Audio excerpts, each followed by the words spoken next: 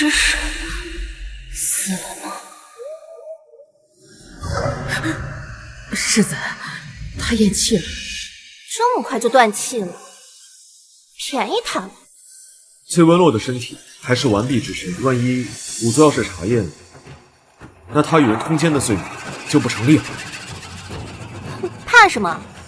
待会儿找人破了他的身子不就好了？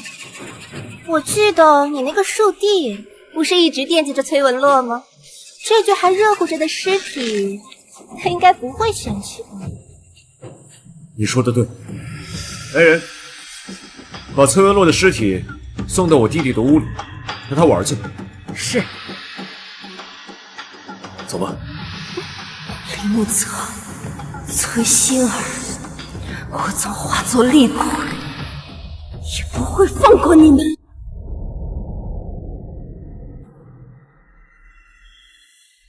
嫂嫂，之前让你从了我，你还百般不愿，跑到大哥面前告我的状，可他压根儿都不在乎你。现在好了，你还是落到了我手上，就让我来好好疼疼你吧。放开我！放开我！哦，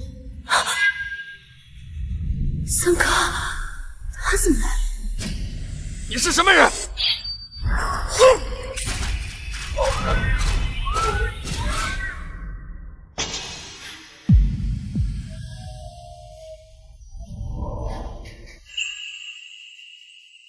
阿洛，我之前说不喜欢你，是骗你的。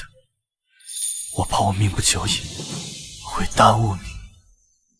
现在，我在京城找到了神医，解了毒，可你却不在了。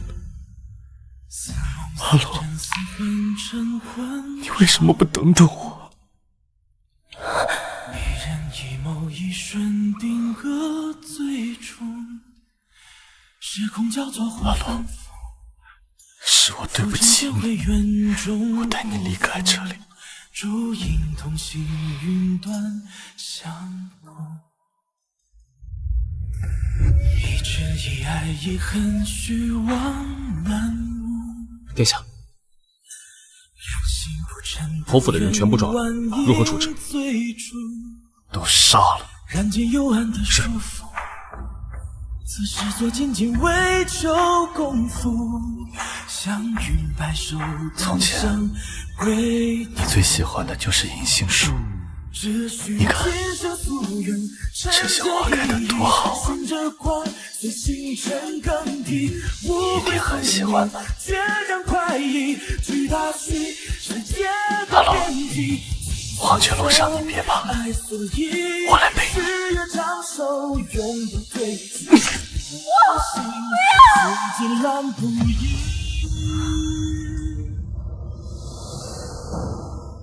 崔家视我为灾星，将我送到南方老宅不闻不问。三皇子霍玄林体寒难愈，也在南方养病，住在与我一墙之隔的王府之中。那些年若非有他，我早就死在了恶仆的手上。站住！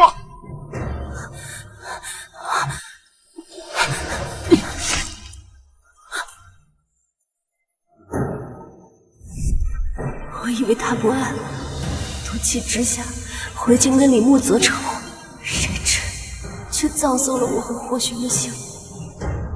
三哥，若有来世，我一定让仇人血债血偿，改变我们的结局。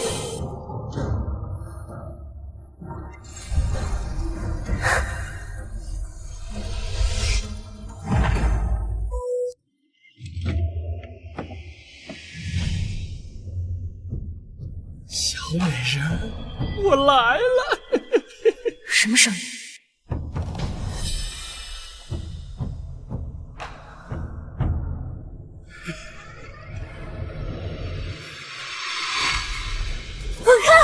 什么人？小美人这么快就醒了，也好，醒了完更带劲儿。我想起来了，在回到崔家之前，这个男人潜入老宅，差点玷污了我，我用尽全力打伤了他，方才逃脱。我不是已经死了吗？难道我重生了吗？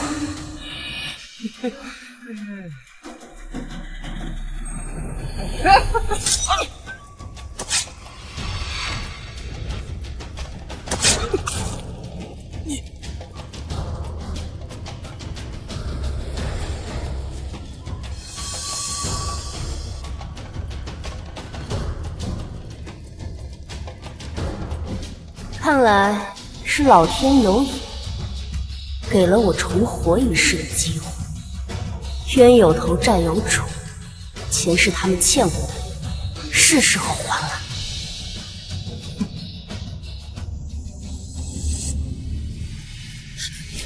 大小姐，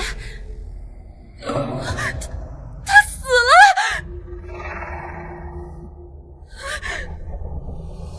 嘘，你的声音太大了，吵得我耳朵疼。大小姐，你怎么能杀人呢？要是让相爷知道了，你可就惨了。你那位相爷，怕是没有机会知道了。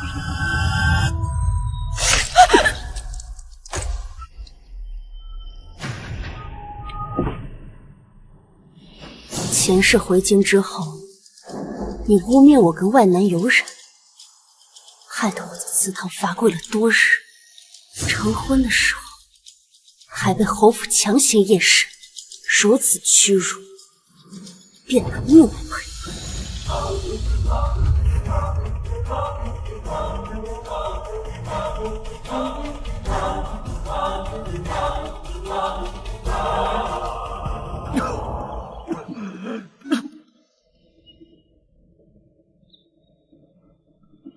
哎，崔大小姐，殿下说不想见你，你怎么又来了？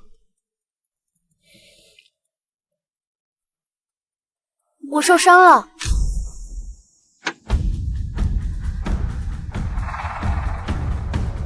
哪里受伤了？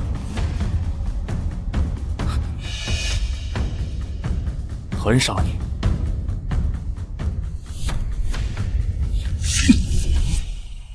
说话！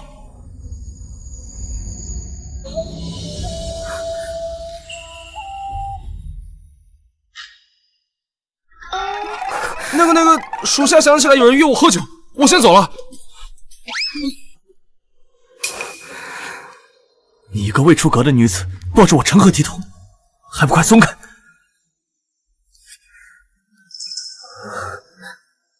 疼不疼？到底怎么回事？这不是我的血，伤害我的人被我杀了。什么意思？刚刚有个男人趁我昏迷的时候想玷污我，我就用你给我的匕首杀了他。崔家派来接我的丫鬟又同他是一伙的，也一并被我杀了。三哥，你觉得我这样残忍吗？不会，你做得很好。尸身在哪儿？在崔家老宅的院子里。我会帮你处理干净。可是这崔府派来的丫鬟如此对你，分明是想要加害于你。依我看，你还是不要回京了。但清远侯府和我有婚约，婚约毁了又如何？有我在，谁敢反对？毁了婚约，你会娶我吗？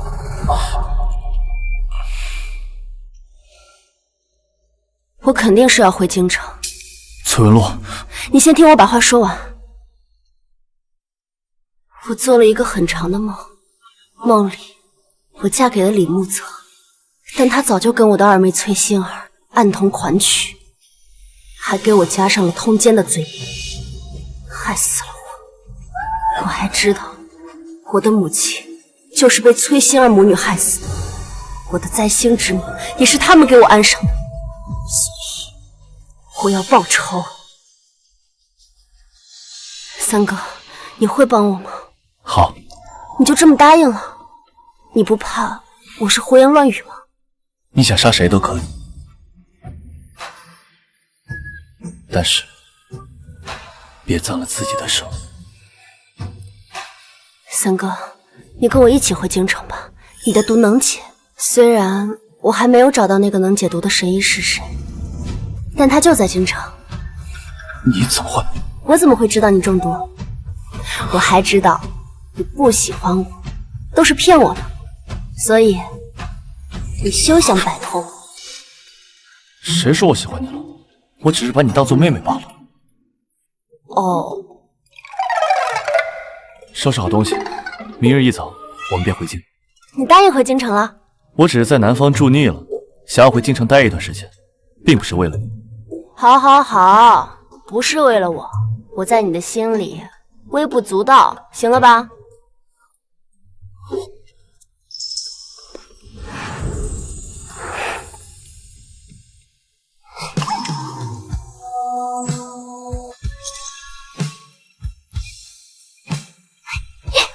崔文洛，你简直是胡闹！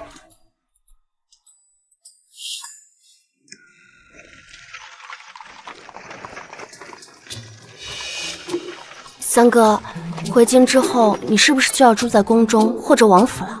都不是。那你住哪儿？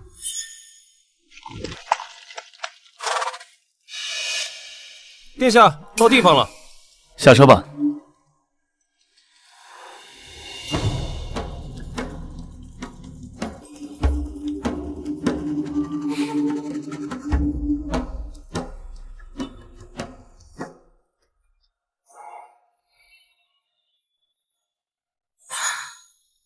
这里就是你的府邸吗？可我怎么看着有点眼熟啊？崔大小姐，眼熟就对了，那儿就是崔府的隔壁。隔壁？三哥，在京城的时候，我们也是邻居吗？可我怎么听说这个宅子是个江南富商在京城置办的，常年空着无人住。崔大小姐，这是得知您要回京，殿下紧急为您置办的一套宅子。你不说话，没人把你当哑巴。哦，原来是这样啊！看来三哥很想和我做邻居嘛。阿洛，我为你安排了个武艺高强的婢女，关键时刻，她可替我护你周全。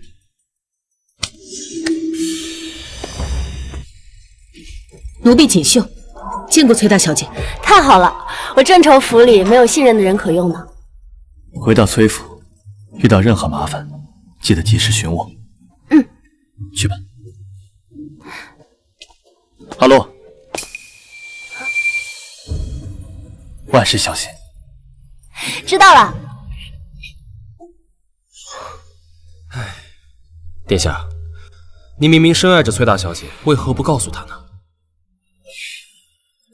在我体内的毒没有解开之前，我是不会向她表明心意的。我不想她的余生被我拖累。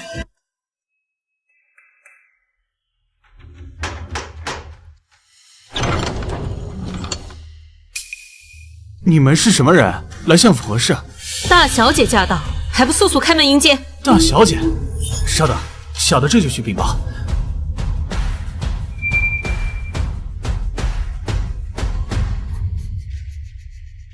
娘，你派出去的人能得手吗？不管他得不得手，只要有翠儿在，我都会让他名声尽毁。说的是。走吧。大小姐到。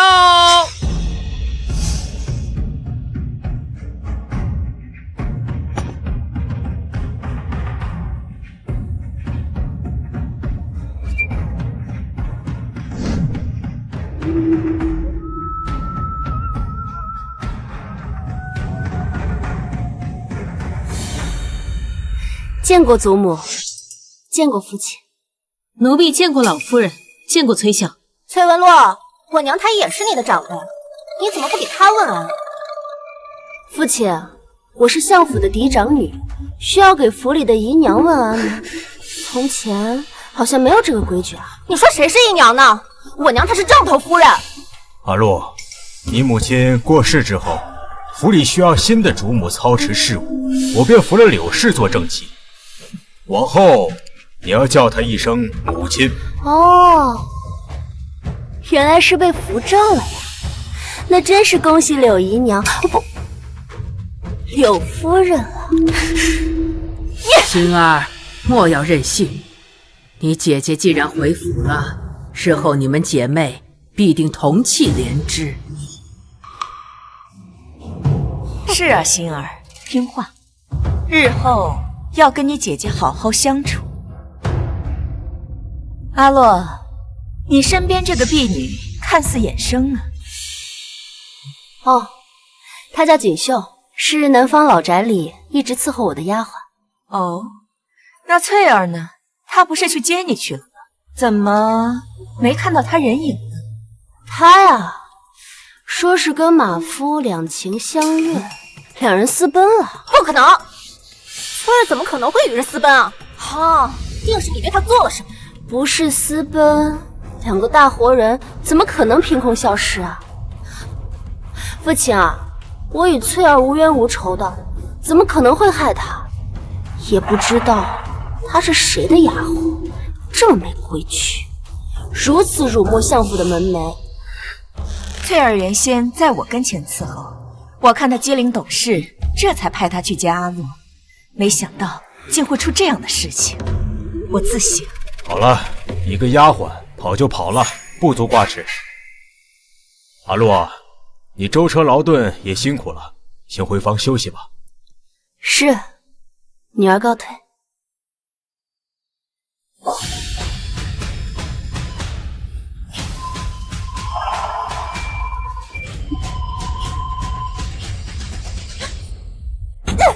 崔有乐那个贱人一定是故意的，翠儿肯定是被他给害死了。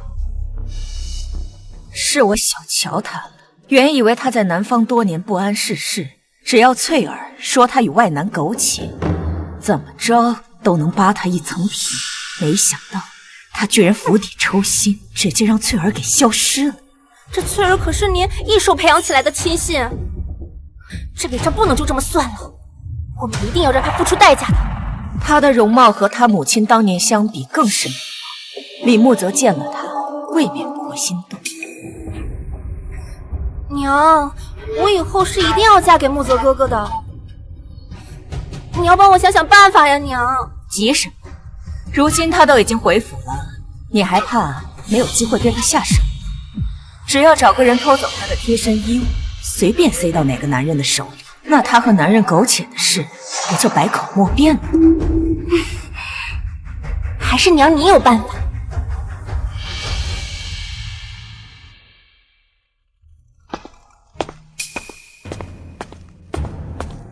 小姐，方才奴婢从外面进来，察觉到有人鬼鬼祟祟的，不知要干什么。我才刚回府，他们就坐不住了。既如此，我就陪他们唱一出大戏。锦绣，我许久没有回家，对府里的各处都不太熟悉，你陪我到处走走吧。是，小姐。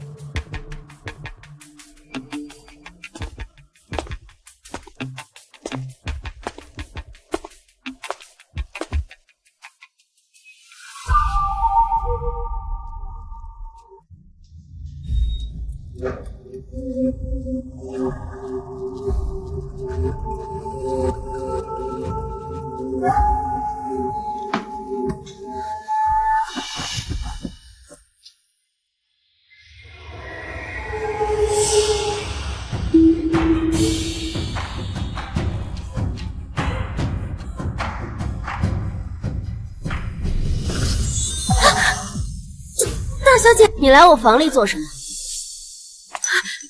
奴婢来替您打扫房间。你手里拿的是什么东西？没什么。小姐，您看，原来打的是这个主意。不是，府里遭了贼人，可不是小事。锦绣，将此事传扬出去，务必让所有人都知道。是。小姐，饶了奴婢吧。何时闹得沸沸扬扬，上上下下都在议论。姐姐怎么一回来就闹得家宅不宁啊？难怪大家都说你是灾星，克死了自己的生母。心儿，不得胡言，我又没说错。阿洛，你这是在做什么？祖母，这家奴在我房内嫌弃，人赃并获，被我抓到了，依相府的规矩，必须严惩。柳氏，我记得这个是你的丫鬟吧？回母亲，是的。阿洛，是不是有什么误会啊？清河他怎么可能会偷你的东西呢？我是看你刚回府，怕你东西不够，特意派他去关心你一下的。锦绣，我家小姐的玉镯子都戴在她手上，这就是夫人所说的关心吗？夫人，奴婢是冤枉的，是大小姐故意栽赃。身为家奴，不仅偷盗，还敢攀咬主子，我看啊，你是不见棺材不落泪。锦绣，将他的手指一根一根都掰断。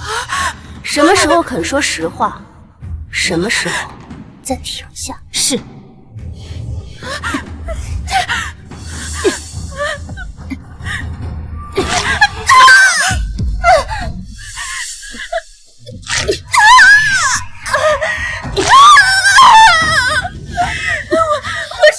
我说，是夫人吩咐我来大小姐房中拿肚兜的，奴婢只是奉命行事啊。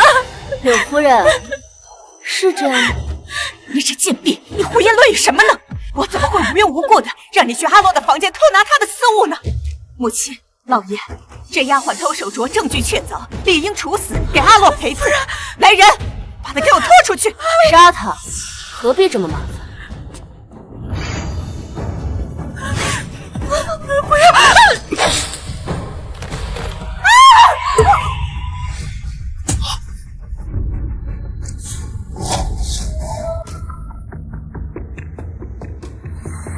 柳夫人，她既然是你的丫鬟，就辛苦你替她收尸了。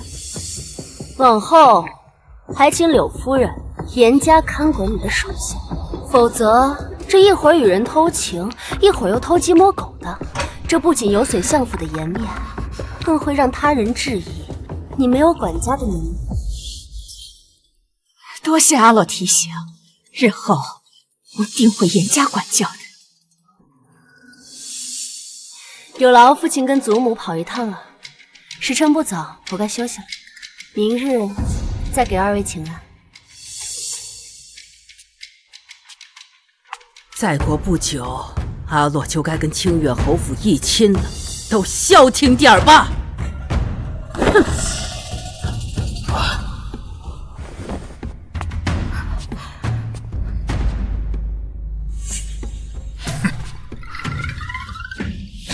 母亲，他竟敢当众行凶，他就是故意的。如此一来，就震慑了府里的下人，告诉他们，说是以后谁再敢针对他，清河就是他们的下场。以后我想再找人行事就难了。好歹毒的心机，以前是我太轻敌了，以后想要对付你，就得更小心些。小姐，那对母女2次在你手上吃瘪，短时间内应该不会有胆子来找您麻烦了。他们想停，也要问问我同不同意。接下来，该我主动出击。锦绣，你帮我去找三哥来，就说我有事情找他帮忙。谁？三哥？找我何事啊？三哥，你何时来的？刚来。说吧，你要做什么？当初他们把我母亲的死归咎到我的头上，说我是灾星附体害死了她，而实则害死我母亲的另有其人。三哥，你可以帮我找个道长来崔府做法吗？你这是要以其人之道还治其人之身。没错，被掩盖的真相，是时候该重见天日了。祖母、父亲，母亲的忌日快到了，我想请一位道长来府上为母亲做法，还望你们应允。你母亲都过世多年了，何必再折腾这些事？父亲此言差矣，祖父也走了10余年，您不也经常去祭拜他吗？可见孝道不分早晚，而是咱们崔家一脉相承的家风。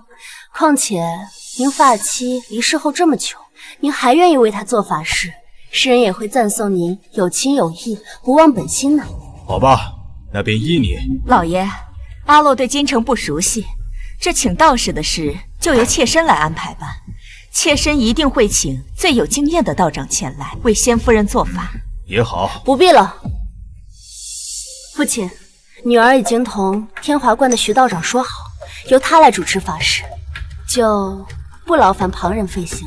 天华观徐道长，可是经常进宫、深受太后娘娘信任的那个徐道长？没错，正是他。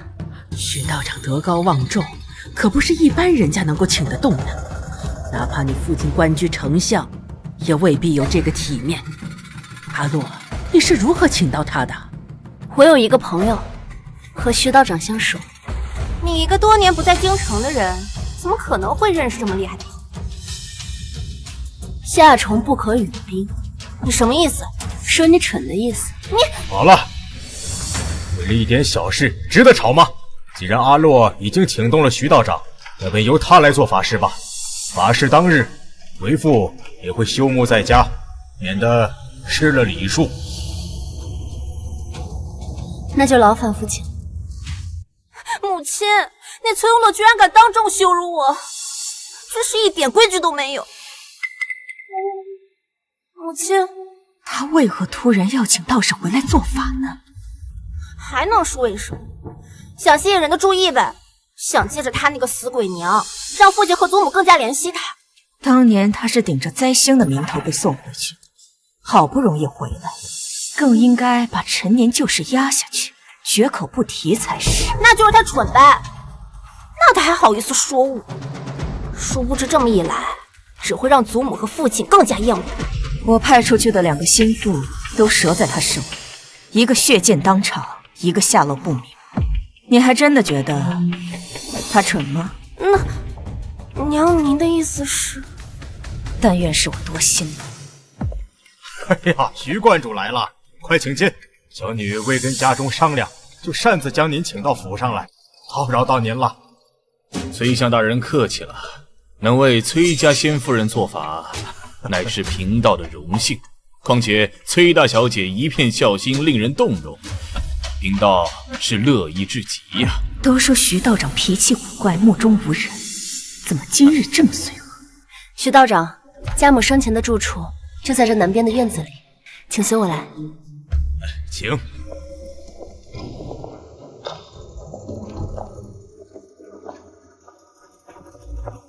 道长，这是家母的牌位，一直供奉在此处。那贫道先给仙夫人上一炷香，将做法之事告知于她。道长请。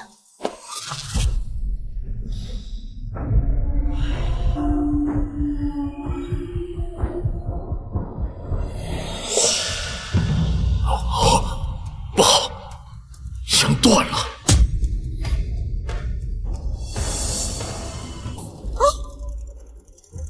道长，这发生何事了？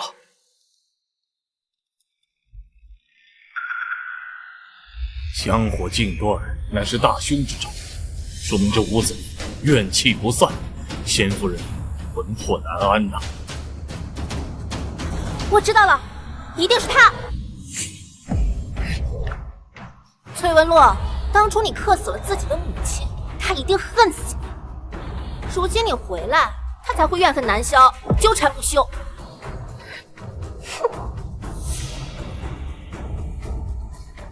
老爷，如果真是如此，那不如……哎，崔二小姐此言差矣。仙夫人的残魂多年不散，和崔大小姐没有关系，而是有人用邪物镇住了她的亡魂，让她无法安息。您说什么？邪物？那这邪物在何处？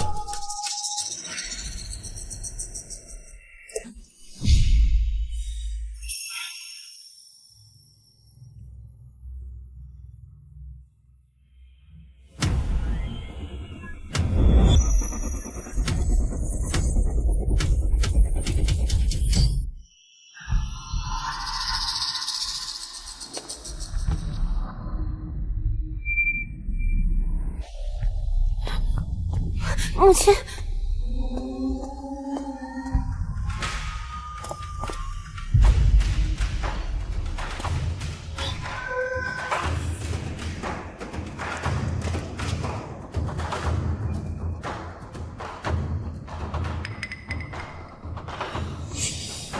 道长，这棵树是有什么问题吗？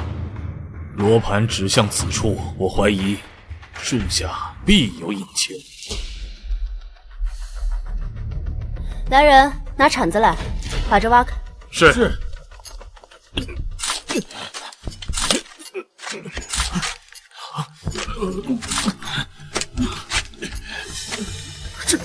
这是。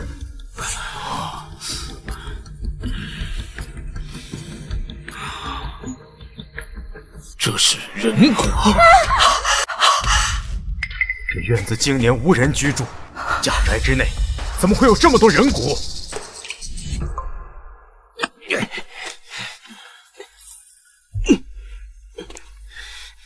住在隔壁果然不一样，三哥如今来崔府，如入无人之境。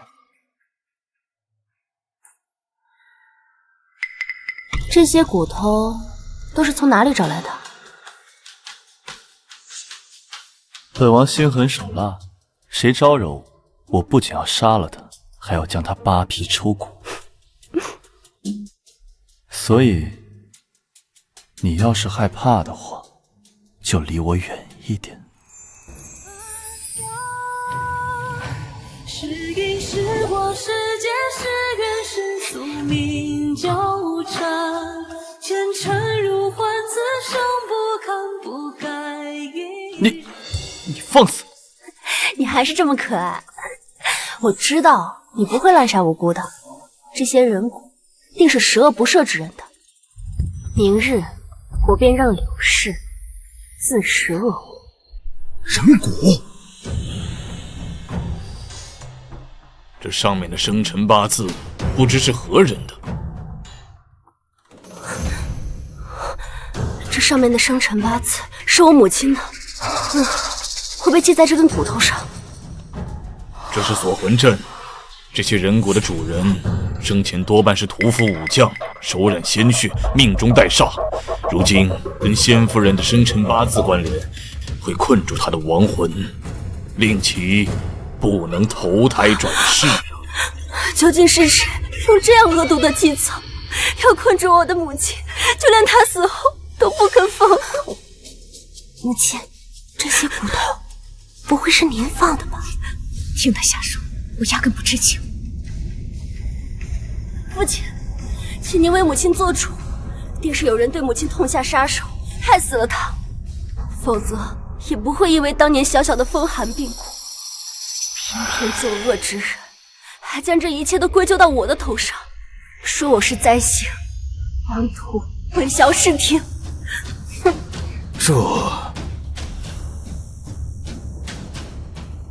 阿洛，灾星一事是天华观的另一位道长亲口告知我们。天华观的道长法力高深，我们自当听信。说崔大小姐是灾星的是哪位道长？这就记不太清楚了。我记得，他姓邱。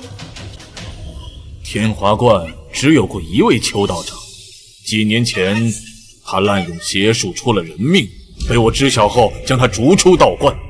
此人心术不正，还望崔相国和夫人莫要轻信此人。邪术？那会不会这锁魂阵就是拜他所赐？不是没有可能。柳夫人，没记错的话，这位邱道长就是您请到府上的吧？崔文洛，你胡说什么？休想污蔑我母亲！老爷，妾身冤枉了，妾身一直尊敬仙夫人，您是知道的。道长，这锁魂阵可有办法化解？而今锁魂阵已破，但仙夫人残魂不散，怨气弥留，只能设法安抚，否则与崔家家宅不利。轻则霉运不断，重则家破人亡。那如何安抚？若能找到始作俑者，令其在仙夫人牌位前跪满749天，日日忏悔，或许能使亡魂消散。始作俑者？道长，可有那位姓邱的道士的下落？哎呀，自从他离开天华观后，就下落不明了。哟，那还真是可惜了。若非当初柳夫人引狼入室，也不会给崔家招致这样的祸患。这件事你难辞其咎啊！父亲，崔文洛与这徐道长相识，谁知道他们是不是串通好，故意给母亲泼脏水的？你万万不能听信他们的一面之词啊！当初那位邱道长声称我是灾星，崔家因此将我送去南方多年，怎么无人怀疑那也是他的一面之词？你，徐道长道高德上，太后都对他十分信重，你如此抹黑，还有规矩吗？况且这院子长期无人居住，却挖出这么多的白骨，证据确凿，还能有假？你灵儿，不得对道长无礼。阿洛，我知道你心里埋怨我们，当初你母亲病故，老夫人又跟着生病了，我们也是没办法。昔日女儿为了不给家中惹祸，独自在南方居住多年，女儿无怨无悔。但今日方知责任不在我，作恶的另有其人。如果放任下去，怨气不散，崔家不得善终啊！那依你所见，该当如何？此事因柳夫人而起，有因才有果，不如让柳夫人代替姓邱的道士，在我母亲牌位前跪足七七49日，以此赎罪吧。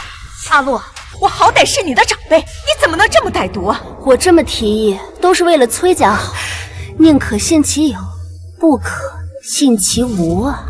父亲，我不是灾星，我没有害死母亲，请您相信我，不要让我走。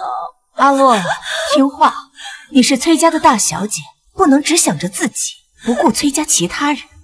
既然道长已经说了，自有他的道理，宁可信其有，不可信其无啊！父亲，父亲，你不要让我走！父亲，父亲，你不要让我走！父亲，不要让我走！父亲，柳夫人，你如今已经是正妻了，应该不会只顾着自己，不为着崔家的满门兴衰吧？文洛是故意的，他是为了找我报仇。那既然道长也说了，这是化解怨气的办法，就这么办吧。刘氏，你先准备一下，从明日起往后49天就来这里。老爷，妾身还要操持家务，若耽误了这么久，那府上上下不就乱套了吗？不如这样，之前是妾身身边的刘妈妈向妾身推荐的邱道长，这49日不如让刘妈妈代替祭拜，您看如何？也不是不行，只是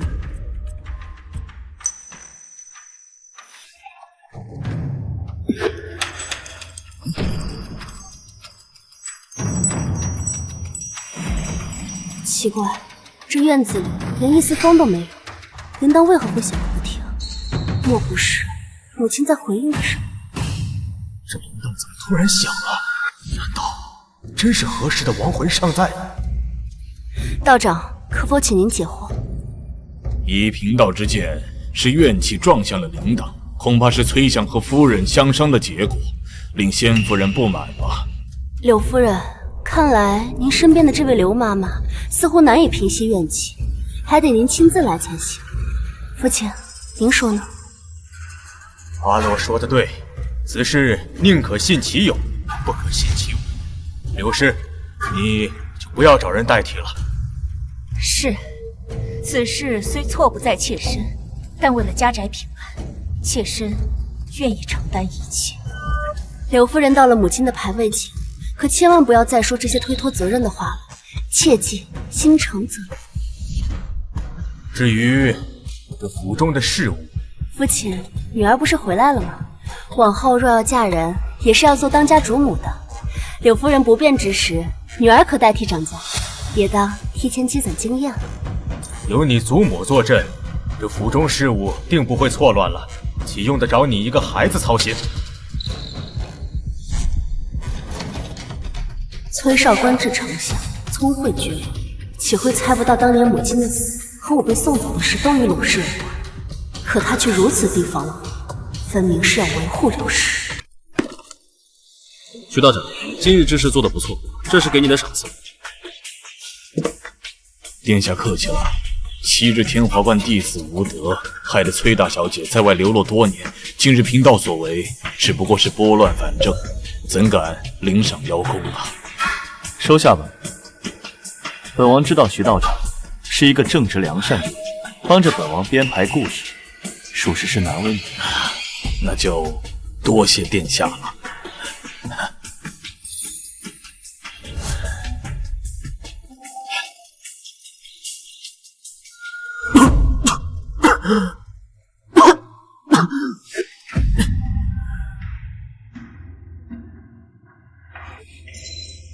哎，殿下，你去哪儿？我去看看。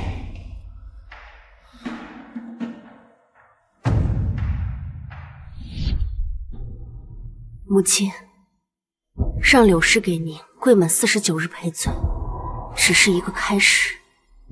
血战，当以血来偿。谁？锦绣在门外守着，除了我，还有谁能进来？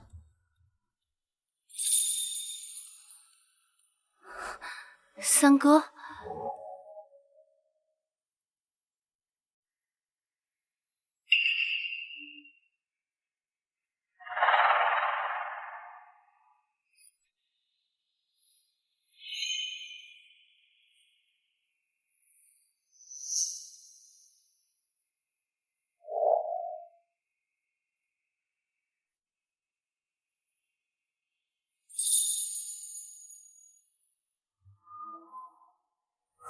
你是皇子，怎能跪我母亲？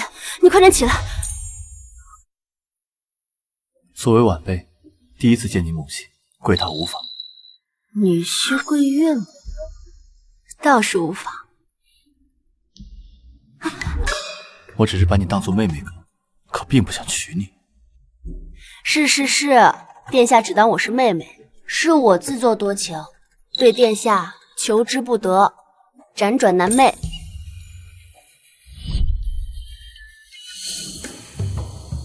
母亲在天之灵，求母亲保佑我，早日捂热殿下这颗冷硬如石的心，祝我和他早日修成正果。不准胡说！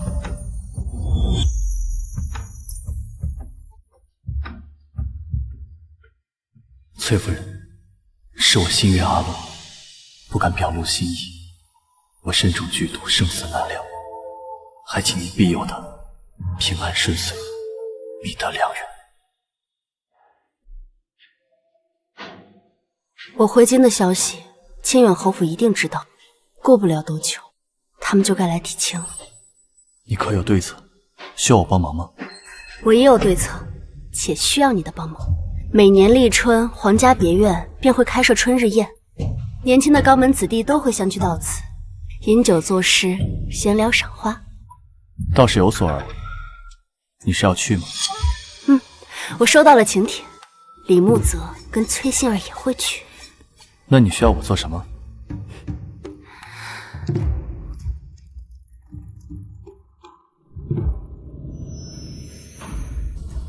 好，放心，保证完成任务。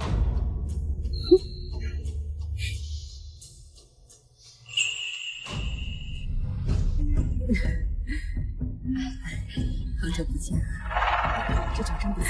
是啊，你的气色还是一如既往的好。好美的女子。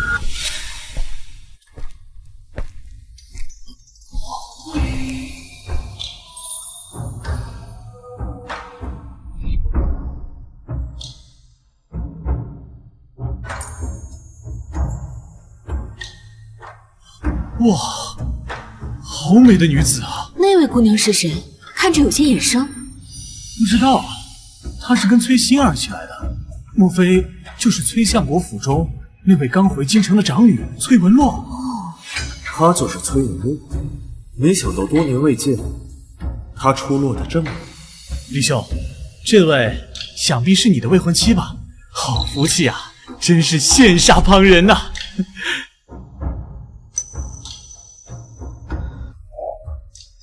妹妹，你是在看我的未婚夫吗？他可是你的姐夫，你如此眼巴巴地看着他，叫外人看了去，还以为你们二人有私情呢。你胡说什么呢？我什么时候胡说了？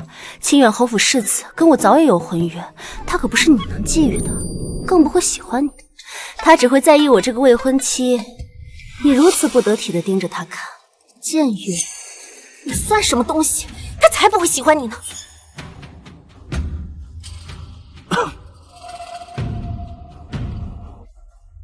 发生何事了？不知道啊，看着像姐妹相争。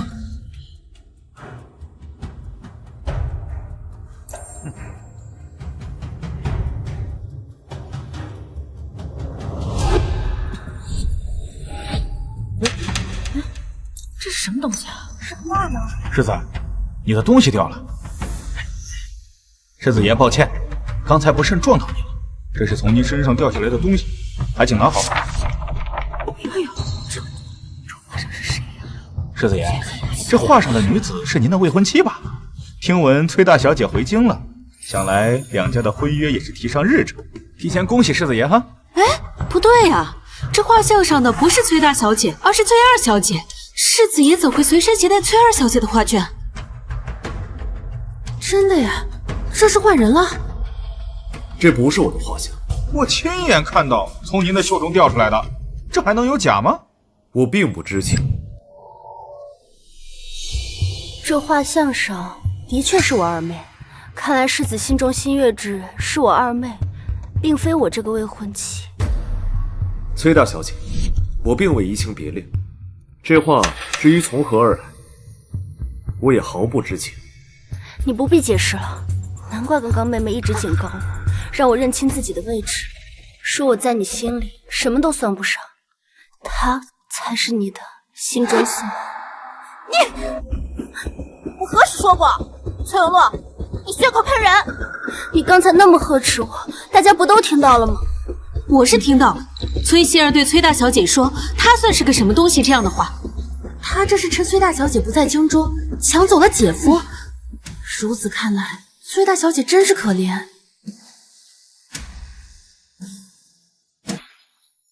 我并非强人所难之人，既然你们二人心意相通，互相爱慕，我便退出，成全你们。今日，我想请在场的诸位做个见证，我崔文洛和清远侯府世子的婚约就此作罢。往后，世子若要跟我二妹重新定亲，我定当同意，绝不阻拦。崔大小姐也太大度了，被未婚夫和妹妹这样对待，还能如此慷慨大度？哎，可不是嘛！我不同意。你我的婚约是你母亲生前定下的，父母之命，岂能说废就废呀？我母亲如今已经病故，现在是由二妹的生母柳姨娘扶正掌家。柳姨娘跟二妹多次在家中称道世子，贤德高雅，堪为良配。想来你二人的婚事，她是没有什么意见的。什么柳姨娘？我娘那是正头夫人。崔文洛，请你注意你的言辞。哦，是我久未归家，一时没改过来。我还是很感念柳夫人的。昨日天华观的道长去崔家替仙母做法，他说我母亲遭人迫害，亡魂不散，需有人在他的碑前跪上749日才能化解。柳夫人高义为了崔家兴盛，愿意做忏悔之人，她的付出我敏感五内。原来仙夫人不是病故，是被人害死的。柳氏哪里是主动忏悔，分明是害怕亡魂索命，下得去赎罪了。这母女俩没一个好东西。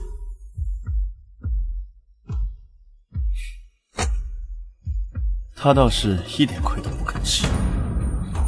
好你个崔文洛，你少污蔑我娘了！待会儿回府里，我去告诉祖母跟父亲，让他们扒你的皮。妹妹，姐姐是说错什么了吗？柳夫人现在就在我母亲的秋兰院跪着，我若造谣，天打五雷轰。二小姐怎么走了？气势带坏了。崔大小姐，世子还有何事？我不同意解除婚姻。至于您刚才说的事情，崔相大人定明察秋毫，证明我清白。何人吵闹不休？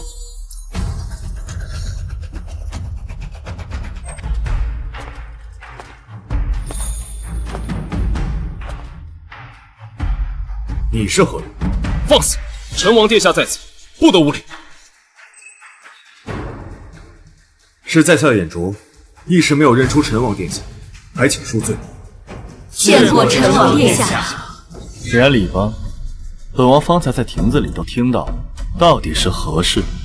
回三殿下，是我撞破清远侯世子和我二妹的私情，想成人之美，可世子似乎不情愿，我们正在相商。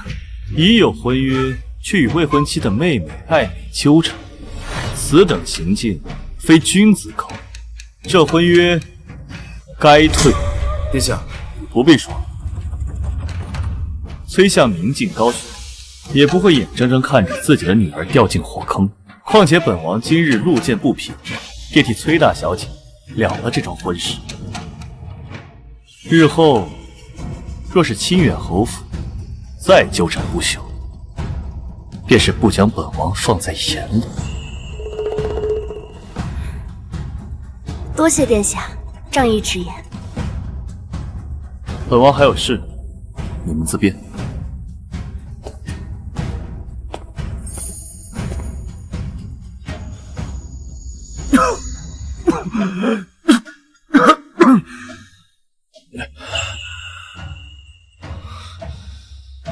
幸好我今日替他解除了婚约，不然我这副身体不知能撑到何时。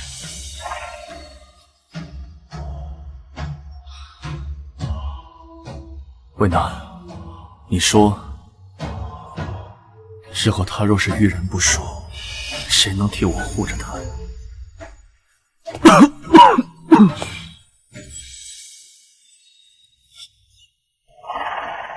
你怎么来了？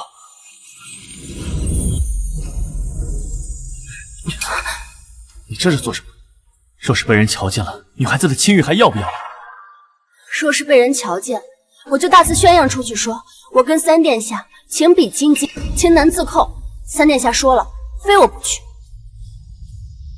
不喜欢你，反正不是男人对女人的喜欢。我的话是不是太伤他的心了？兄长对妹妹的喜欢，胜于男女之间肤浅的感情，这一点你理当知晓。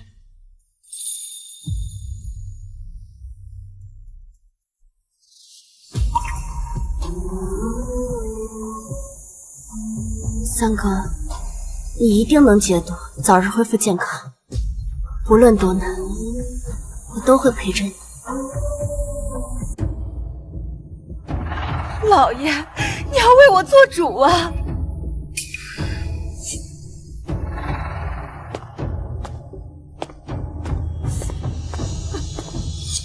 孽障，给我跪下！这是发生了何事啊？何事？妹妹说你在春日宴上当众悔婚，还诋毁柳氏，让人以为是她害了你母亲。在你眼里，还有我，还有崔家吗？老爷，如今外面谣言四起，妾身不想活了。阿洛，我到底哪儿得罪你了？自打你回府之后，就处处针对我，现在还要坏我和你妹妹的名声。我还以为柳姨娘会感激我呢。二妹和世子早有私情，我当众退婚，才好换二妹嫁过去。这婚约不能换人。祖母，这是为何？传出去，外人会非议我们崔家苛待长女，家风不正。你父亲在朝为官，最是需要文人清流的支持，不可失了风骨和名声。阿洛，你照常嫁进侯府，对外就说那画像的事是有人为了离间两家关系故意为之，于崔家与侯府都有交代。于崔家、于侯府都有交代，唯独对我没有交代。祖母就没想过，孙女嫁过去，皇后会不幸吗？阿洛，大局当前，不是你耍小性子的时候。那恐怕晚了。成王殿下已经帮我退婚了。你说什么？陈王，此事怎会牵扯到陈王？陈王殿下知晓了二妹和世子的私情，便当众斩断了这段孽缘。他还说，父亲您明镜高悬，定不会将我这亲生女儿推进火坑。祖母是老糊涂了，可父亲您最明事理啊，怎会不替女儿考虑呢？既然陈王殿下都认定这是一桩孽缘，想来此事错在仙儿和世子。父亲，你可愿嫁给李慕泽？我杏儿此前对世子无意，但这么一闹，往后她清白受损，日后再谈婚论嫁也难了。不如让杏儿嫁到清远侯府去吧。女儿听父亲和母亲的。那就这么办吧。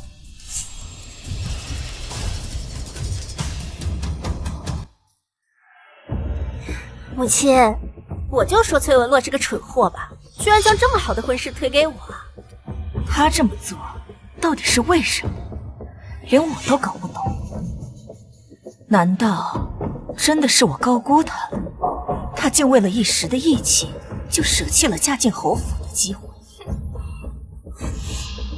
退了婚的女子呢，定会遭人嫌弃，往后她就只能嫁给商贾小吏，而我会轻而易举的将她踩在脚下。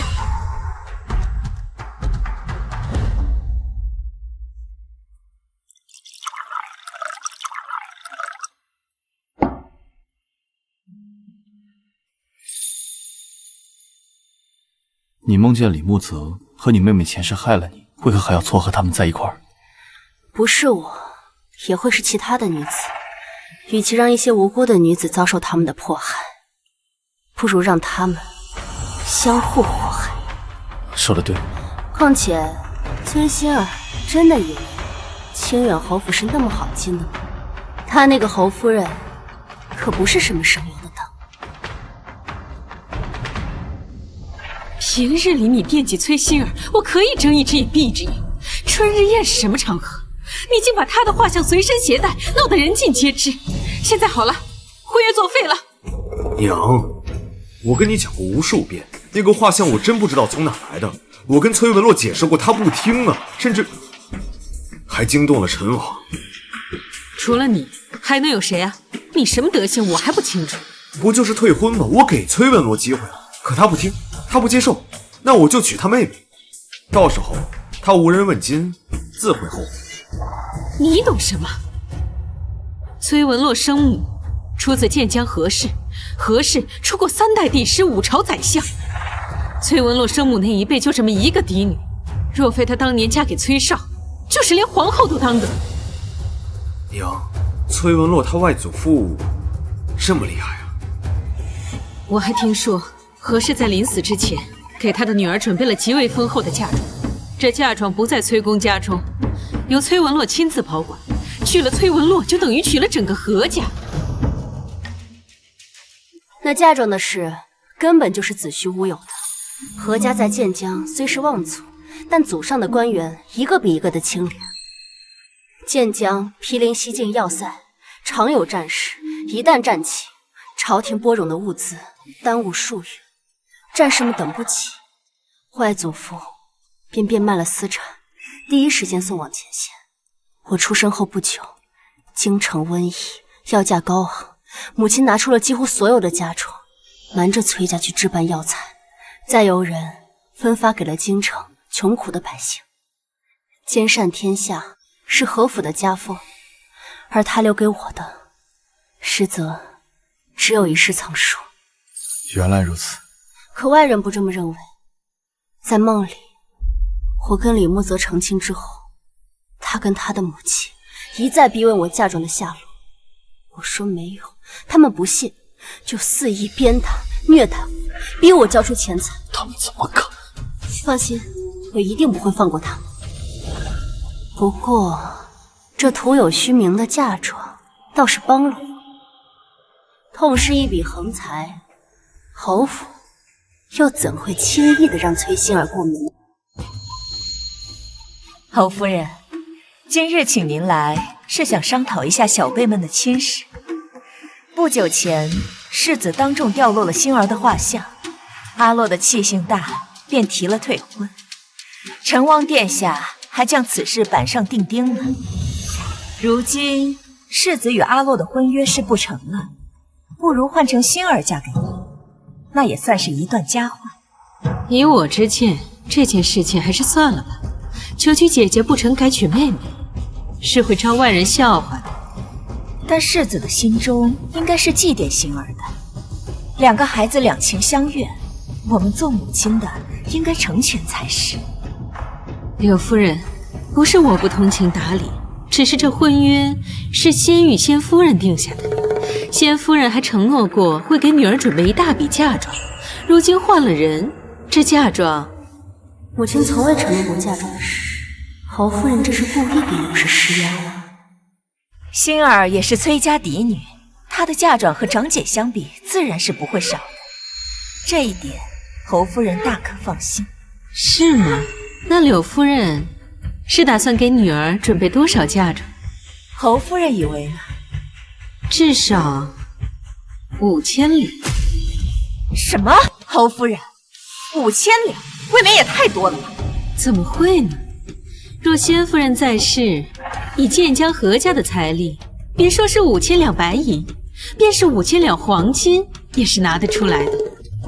柳夫人，你要是觉得多，那这婚事就此作罢吧。侯夫人就不怕世子埋怨你拆散她跟馨儿吗？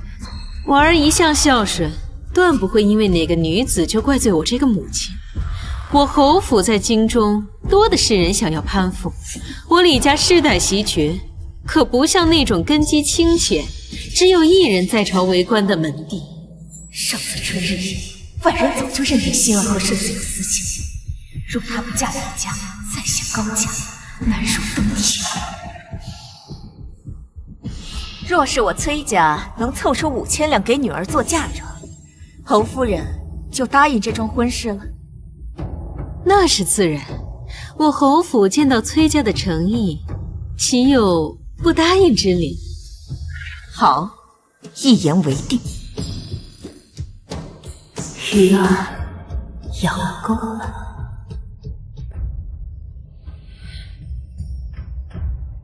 娘，5000两银子呢，咱们拿得出来吗？拿不出也得拿。要是嫁不进侯府，你这辈子名声就全毁了。外人会说你勾引姐姐的未婚夫，被人亵玩却高攀不上，偷鸡不成蚀把米。那可不行啊！娘，你一定要帮帮我。都怪何氏，当初给侯府夸下海口，养大了侯夫人的胃口。那崔文洛的死鬼娘没留下点什么吗？何氏嫁到崔家时，嫁妆的确颇丰。当时人人都说是你父亲高攀了她，可是没过几年，那些嫁妆就都不见了。他对外人说，他把他们安排好了，以后会留给崔文洛。但是这么多年过去了，谁都不知道那些财物的下落。这对母女可真是刁钻，什么好东西都藏着掖着，不然我们还能找机会占为己有。待会儿你跟我去库房里找找能变卖高价的东西。目前能凑足5000两才是最重要的事。好，二位，掌柜的，你帮我看一下这些东西能值多少钱？好，这把折扇是前朝的，能值50两。这玉佩呢？这是一块羊齿玉，但质地一般，能值30两。那你再帮我看看这匣子的珠宝呢？这些珠宝加起来能给个100两，全部加起来一共是180两。娘，我们翻箱倒柜找这老半天，好不容易找出来这些东西，竟然还不足200两。这样下去，我们能不能凑够那5000两啊？二位这是在筹钱吧？在下如果没看错，二位应该是崔府的女眷吧？是又如何？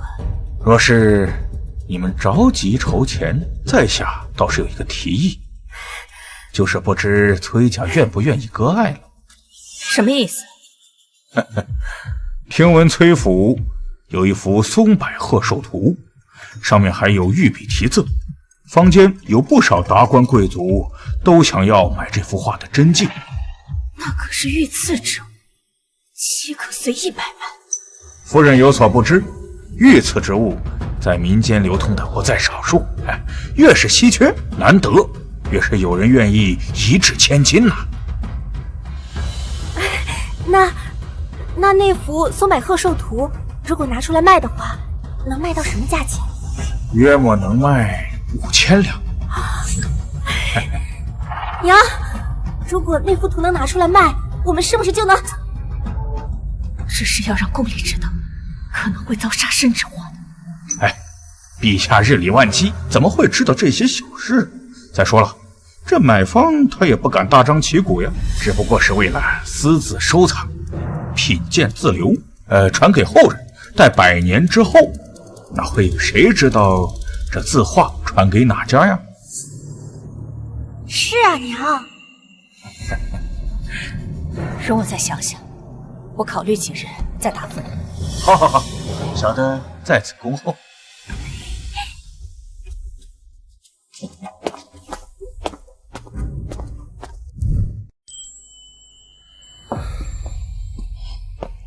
殿下，崔姑娘，那位夫人好像动心了。做得不错，待到事成之后，本王必有重赏。能为殿下做事，是小人的荣幸。退下吧。是。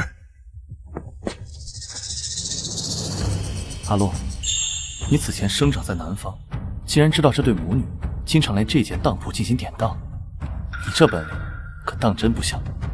知己知彼，百战不殆。那你猜猜，你的这位继母和你的妹妹会不会铤而走险，典当御赐者？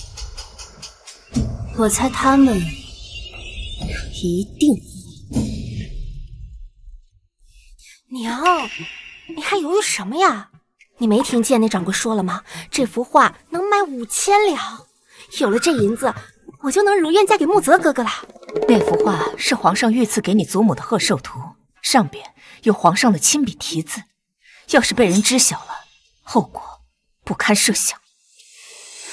那幅画都放在库房多久了，从来都没有人在意过。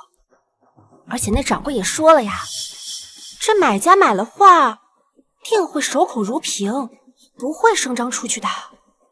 这些银子跟白送给我们有什么区别啊？一直以来都是我执掌内务，要是被你祖母发现了，她一定不会善罢甘休的。嗨，我们之前不是也卖过祖母的嫁妆吗？她从未发现，这一次她照样发现不了的。娘，你要是实在担心的话，不如我们找人临摹一幅一模一样的。祖母她又不通字画，发现不了什么异样来。你这个主意倒是不错，星儿有长进了。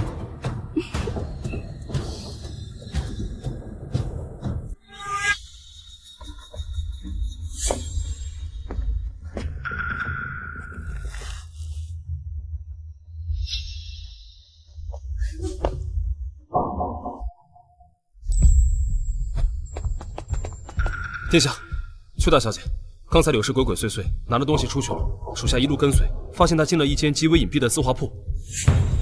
隐蔽的字画铺，莫非他是想找人画一幅假的？您猜的没错，属下跳上屋顶，把瓦片揭开来偷听。柳氏让那个店铺画的原图一模一样，印章也要一样，让人一眼看不出真假。他倒也不算太蠢，还知道用一副假的来蒙混过关。老夫人就算想看，也未必能看出不一样。连御赐之物都敢做假，还是嫌命太长了。而后他就拿着画找掌柜，起先他还想拿那个画去诓骗掌柜。亏他想得出来，掌柜做这行几十年了，如果连真迹跟赝品都分不出来，那可真是白混。可不是嘛，掌柜当即就说这幅画是假的，让柳氏拿回去。柳氏急了，这才说是自己一时粗心拿错了，就把真的拿了出来，给当了。银子给他了，可留下明面的票据。本来是留了的，但是柳氏心虚，特意叮嘱掌柜不要留存票据。没有票据，没有记载，他就等着以后吃哑巴亏吧。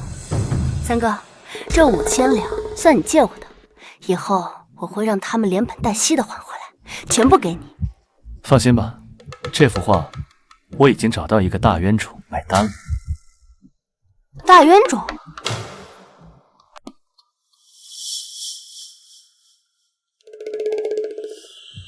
三哥，这真是父皇几年前遗落在民间的那幅画吗？可我记得他说过，那画上画的是白鹤祥云，可这幅是松柏图啊。六弟，你看这印章，是不是父皇的印章？倒是没错，的确是父皇的私印。你再看上面的字迹，是不是父皇的真迹？这倒是没问题。六弟，听闻你前几日在怡红楼喝醉了，抱着酒壶在楼梯上痛哭，被不少人瞧见了。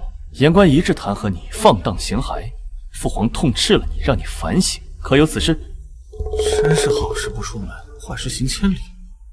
父皇寿辰在即，你若将这幅画买回去献给父皇，就说是父皇遗失在外的墨宝被你找到了，父皇一开心，便不会再斥责你了。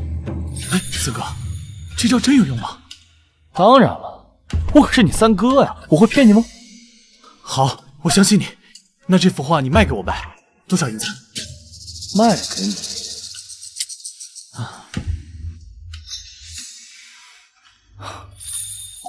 6000两。这么贵？我这是看在你是我弟弟的份上，我才贱卖给你的。我可是花了8000两买回来的。你想啊，你若将这幅画献给皇上，那皇上随手赏赐你一件宝贝，那可都是价值连城啊。有道理。三哥，还是你对我最好了。你8000两买的，只卖我6000两。你是我一辈子的好哥哥。好弟弟。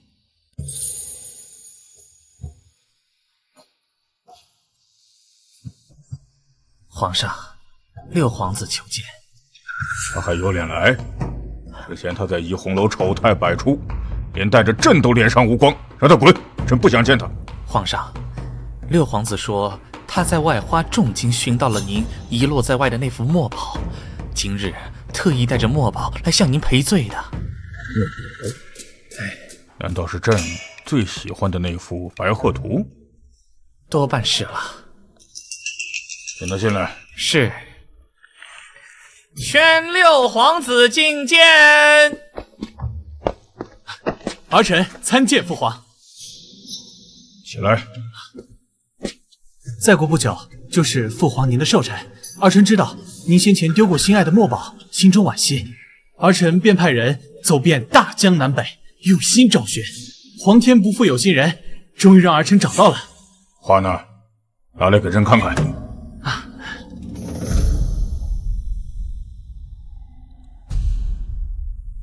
这幅画你从何而来？是儿臣斥重金买来的。花了多少银子？这说6000两。6000两？哼，朕真没想到，朕的这幅画竟值这么多银两。这可是御笔亲作，普天之下能有资格拥有的人寥寥无几，就算是万金，那也是值得的。好，把话收下吧，你先退下吧。那父皇对儿臣的这份寿礼可还满意？依朕看呐，你的俸禄还是太多了。传令下去，即日起六皇子的俸禄减半，而且无事不得随意出府。父皇，为什么父皇？儿臣哪里做错了？下去。六皇子殿下，请吧。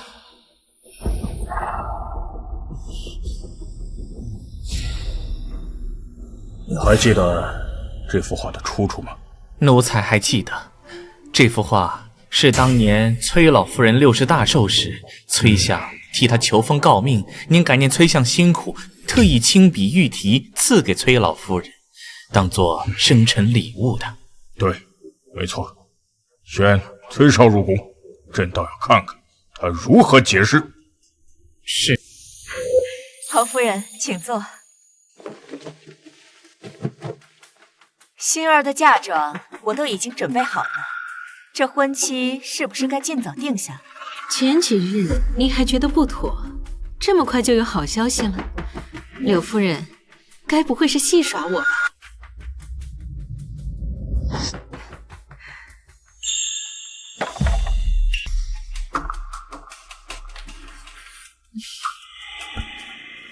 崔相不愧为百官之首，崔家家大业大，财力果然雄厚。我为老爷生了3个孩子，没有功劳也有苦劳。星儿的2个弟弟平日里都在书院读书，她是我唯一的女儿，我自然是要她嫁得风风光光的。柳夫人放心，崔二小姐与我儿郎才女貌，般配得很。我这就去找媒婆，尽早上门下聘提亲，确定良辰吉日，好让2人尽早完婚。如此甚好。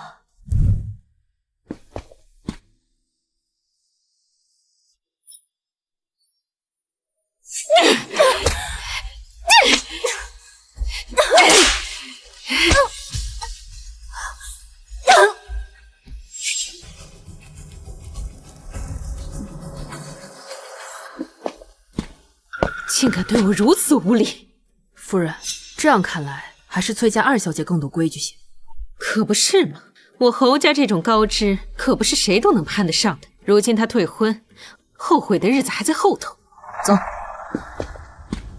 大小姐，殿下让人来告知您，皇上已经召见崔相入宫，想来今晚崔家要热闹了。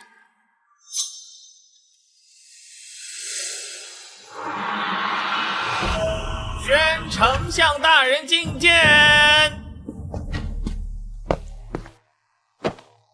老臣崔绍拜见皇上。起来吧。谢皇上。不知皇上召见老臣，所谓何事？崔相，可还记得当初你母亲过60大寿，朕亲自作画赐给她的那幅松柏鹤寿图？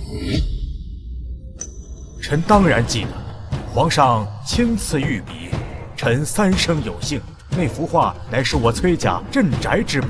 哦，那幅画还在你家中吗？啊，自是在的。明天把那幅画找来，朕要看看。啊，是。奇怪，那幅画皇上都已经赐给崔家许久了，他怎么突然要看？莫不是发生了什么我不知道的事？臣告退。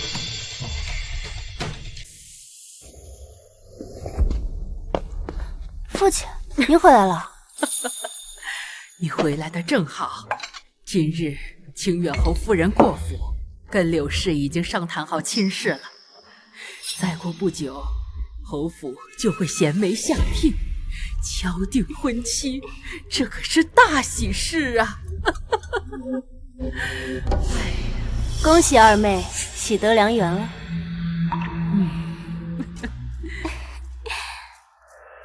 还要多谢姐姐的推波助澜。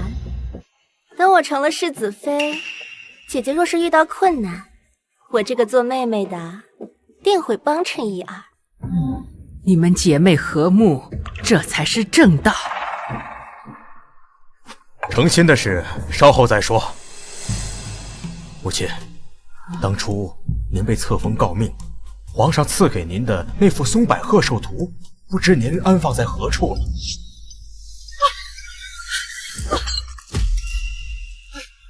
怎么毛毛躁躁的？行了，放那儿别动，我让下人来收拾。是。柳氏，当初皇上御赐给我的贺寿图，一直放在库房里收着吗？啊，对，一直收着呢。老爷，今日为何突然问起那幅画了？待会儿啊，去把它找出来，我有用。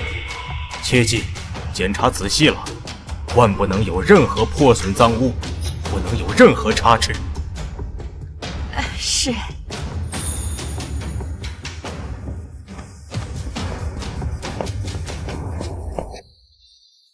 娘，这幅图都放了多少年无人问津了，怎么现在父亲突然又想着拿出来？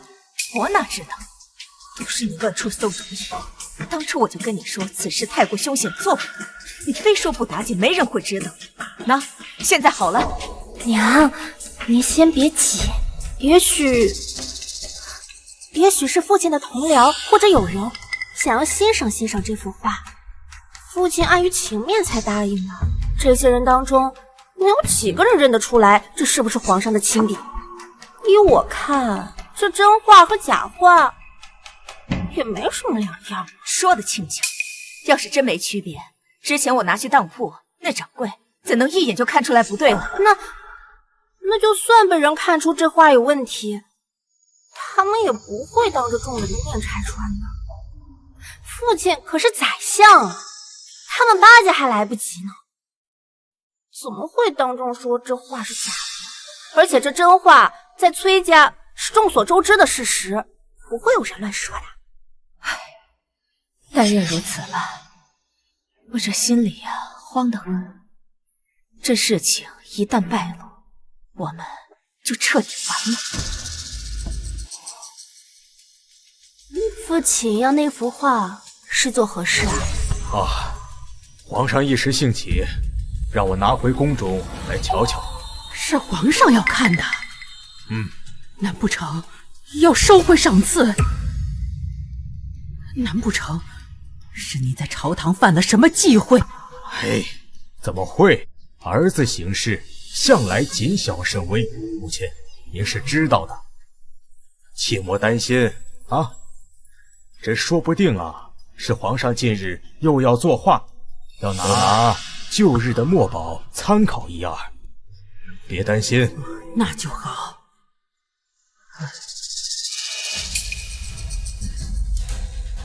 画拿回来了，给我吧。磨叽什么呀？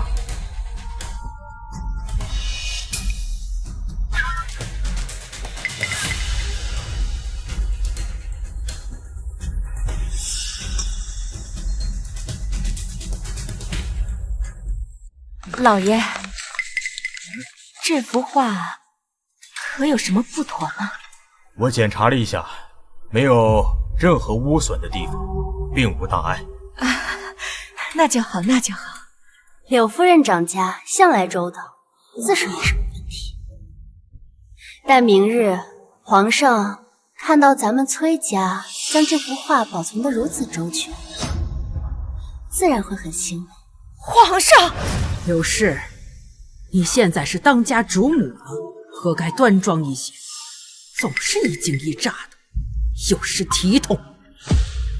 老爷，你是要拿这幅画给皇上？是啊，当然是皇上要看，不然我为什么这么着急让你找出来？完了完了！柳氏，你这是怎么了？什么完了？你把话给我说清楚。母亲问你话呢，还不速速回答？你说到底怎么回事？难不成画室有什么问题？快说呀！你们都哑巴了吗？父亲，这画这画是伪造，这画不是皇上的真迹。什么？这画是伪造的？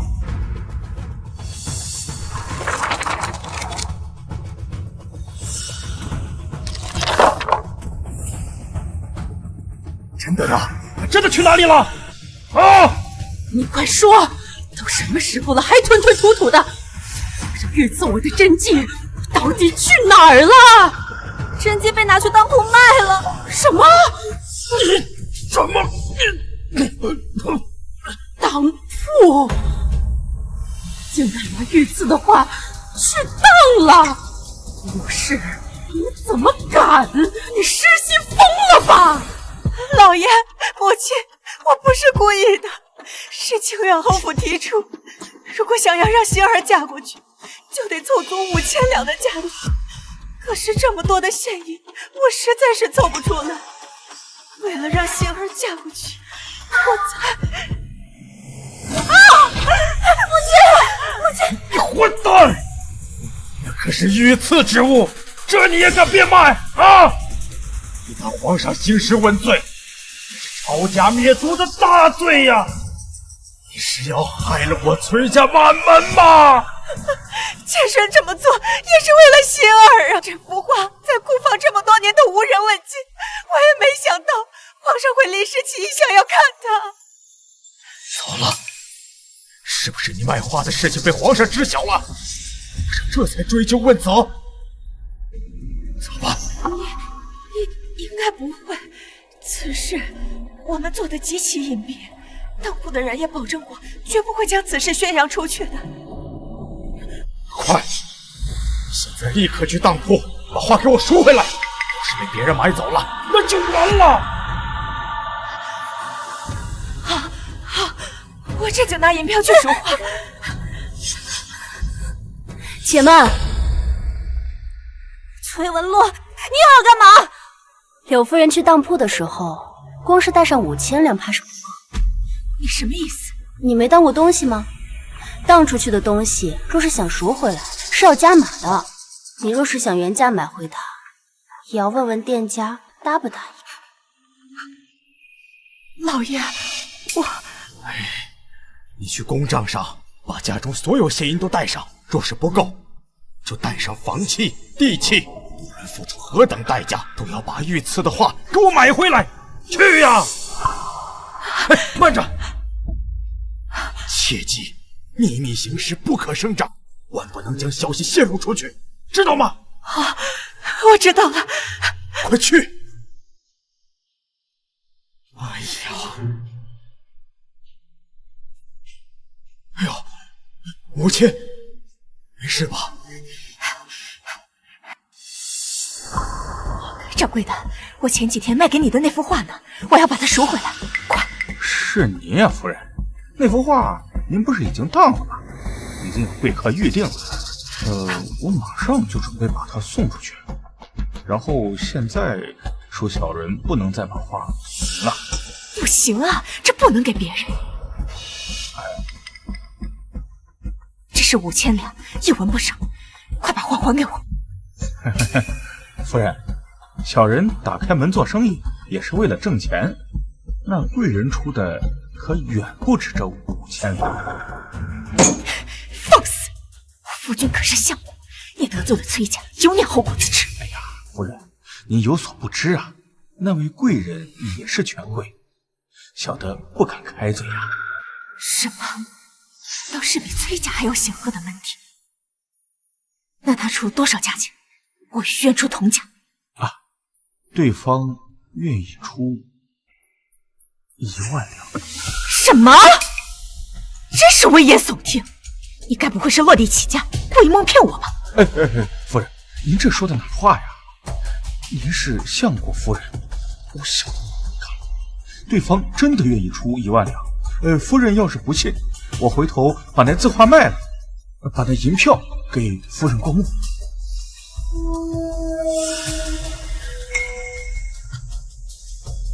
这里还有几张地契和房契，都是地段优渥的。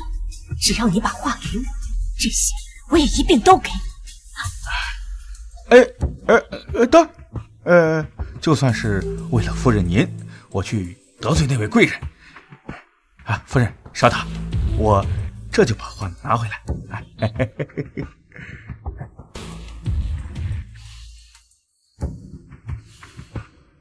夫人，请您过目。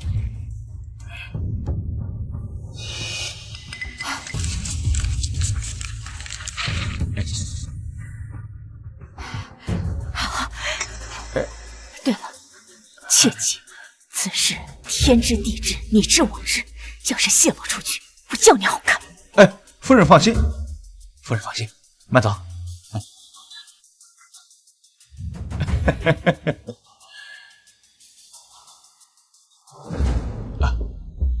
殿下，崔家的东西都在这里了。正如殿下所言，崔家为了拿回那幅画，已经不计一切代价。做得不错。崔家底蕴不深，这些东西怕是动了崔家的根基。可偏偏我们又拿了一幅假字画给他，小的怕崔家不会善罢甘休啊。放心吧，崔少自身难保，柳氏更是自寻死路，没有人敢动。啊，是殿下。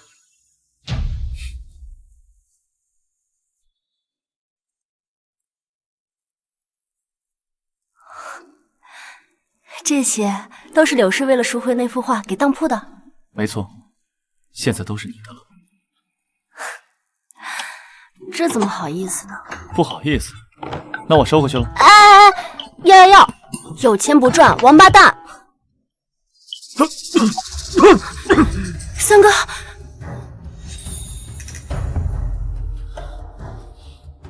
我先回去了。三哥。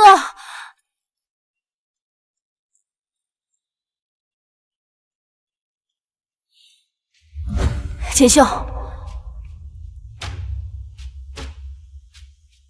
我让你查的事情，查的怎么样了？奴婢按照小姐的吩咐，四处找走街串巷的乞丐打听，已然知道千机阁在京城的驻点在何处。传闻千机阁无所不知，无所不能，但要找他们办事，需要付足酬劳。这里是5000两，全部给千机阁。我要他们在1个月之内找到神医的下落。我怀疑能解毒的人，就是当年下毒的人。三哥是在12岁那年中毒的，当时宫中的太医嫌疑很大，是否有人告老还乡，或是被革职查办？他们此时又在何处？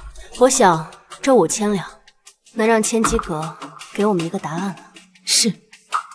小姐为了殿下一掷千金，若是殿下知道，他的命我真掷重掷，千金不换。待他解了毒，我报了仇，我便与他共结连理，相守白头。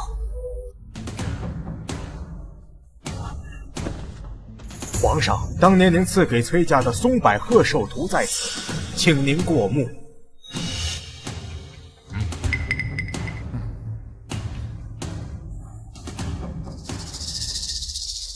打开。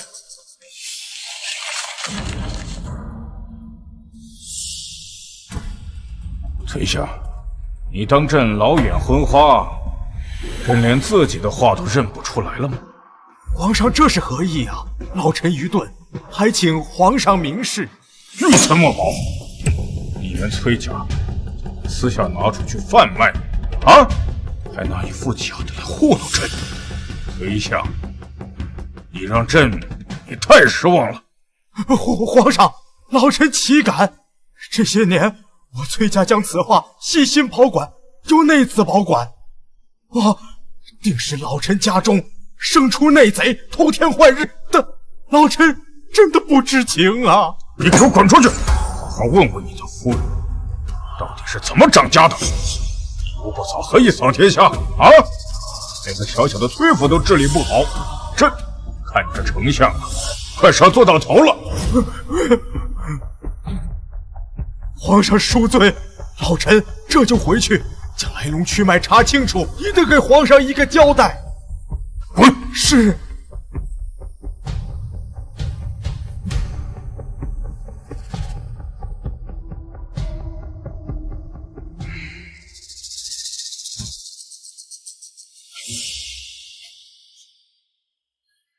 怎么样？皇上没说什么吧？贱人，简直就是丧门星！是要害死我崔家吗？啊！5000两，还有那么多的房产田产，竟换回来的还是一副赝品！这不可能啊！真记在皇上手上。皇上今日问我，连一个小小的府邸都管束不力，又有什么资格统管百官？这一切都是拜你所赐。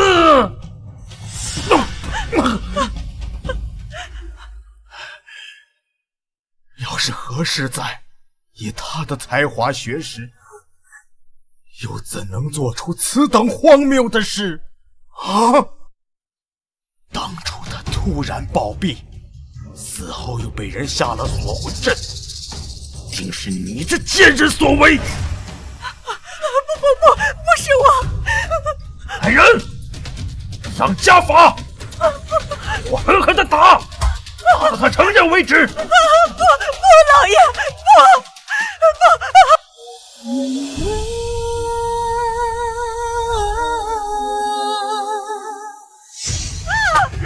老爷！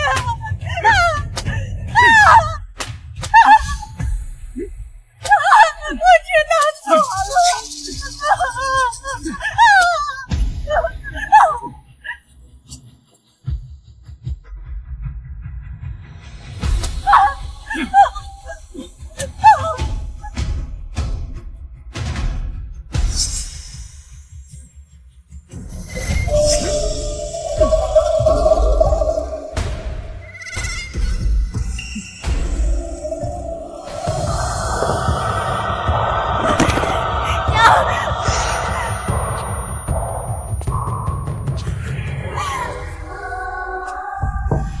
祖母，父亲，阿洛，你说的对，定是这贱人害了你母亲。从今日起到你出嫁前，由你来掌家，再不能让他祸害崔家了。父亲可还记得徐道长说的话？道长说什么？杀害母亲的真凶需在祠堂跪满749日，否则怨气不消，家破人亡。这柳氏只跪了1、2日，便敷衍了事。看来今后崔家还有大患。竟有此事！快把这毒妇押到祠堂，让她磕头忏悔。我要！锦绣，奴婢在，把人带走。是。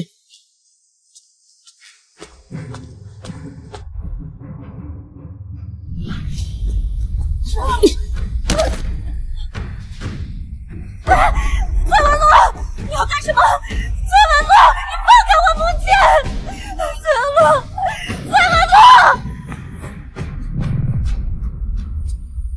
我的母亲出生于高门望族，博闻广识，人善慈悲。即使是你的出现，夺走了父亲所有的偏爱，他也从不曾增援，反而善意接纳你。可你却联合你的手下，传播他子嗣凋敝，不配其位，让他郁郁寡欢，卧病在床，又勾结大夫在他的药里下毒，日复一日的拖垮他的身体，将他害死。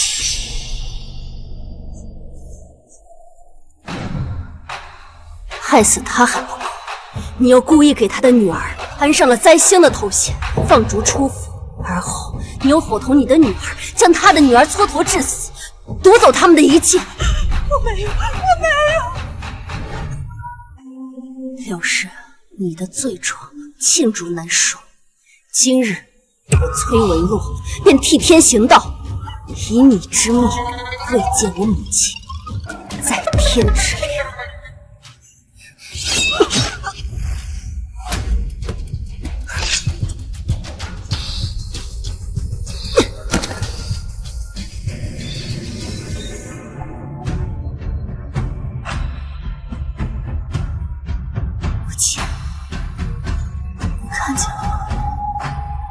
的女儿给你报仇了。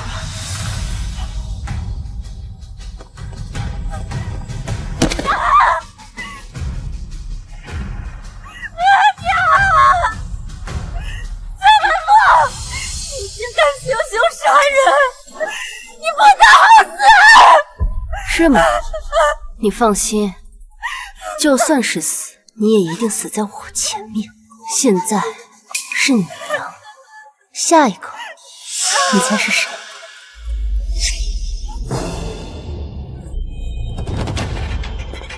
你疯了！不疯魔，不成魂，以公理和正义心理，要你生是仇人的心。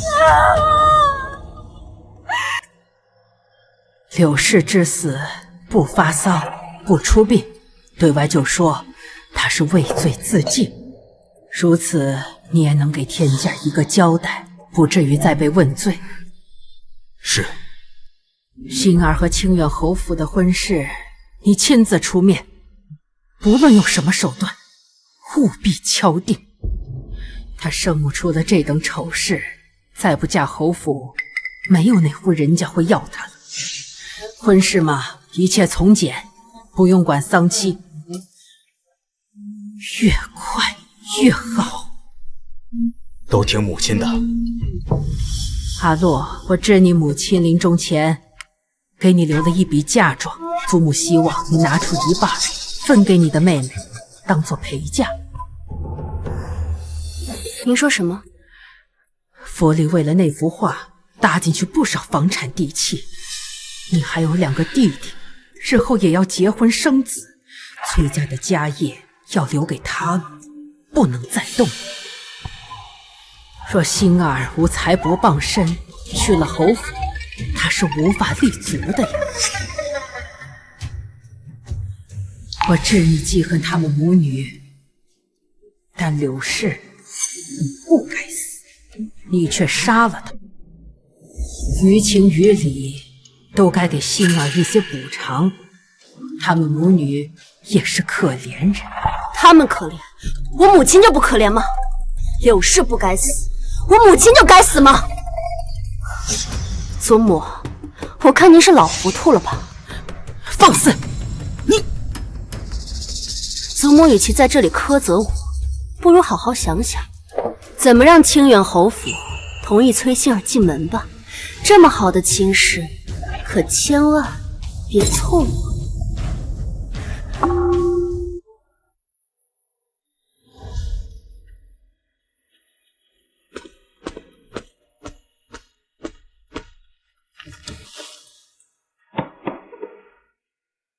想什么呢？这么出神。三哥，该你的。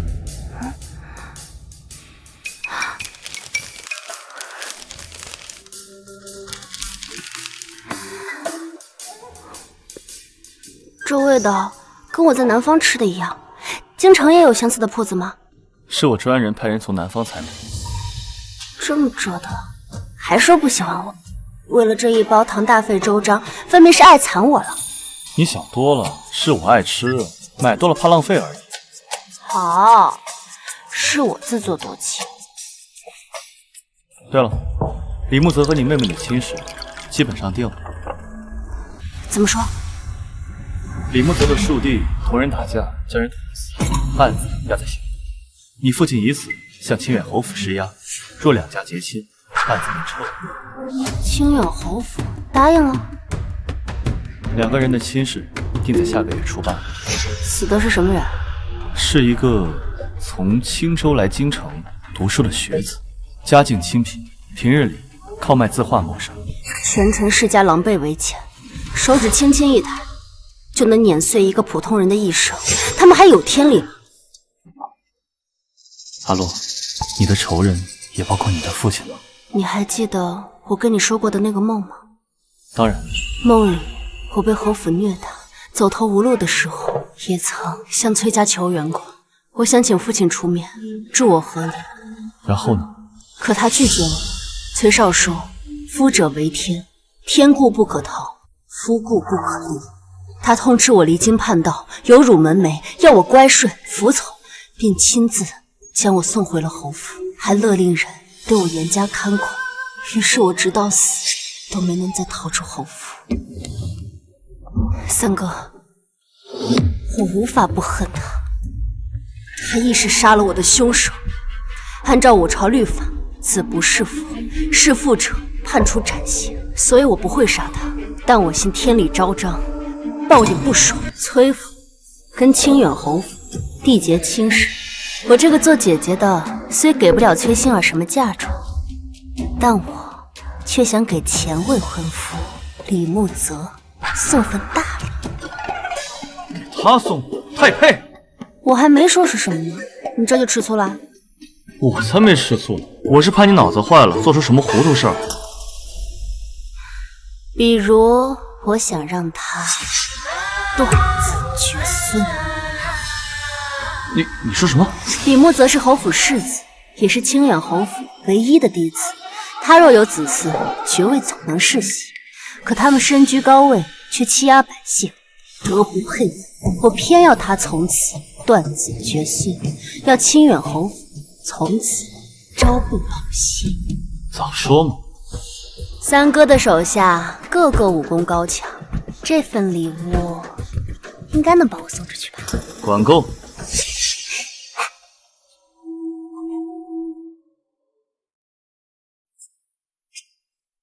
崔大小姐，你在吗？奇怪，明明是崔文洛传话让我过来，却不见他人影。崔大小姐，莫不是你害羞不敢出来见我，还是说你觉得我跟你妹妹是有什么误会，所以才不肯见我？若是你改变主意，我愿意跟家里说明，不娶崔馨儿，改为娶你，可好？狗东西，跟我主子抢女人，打死你！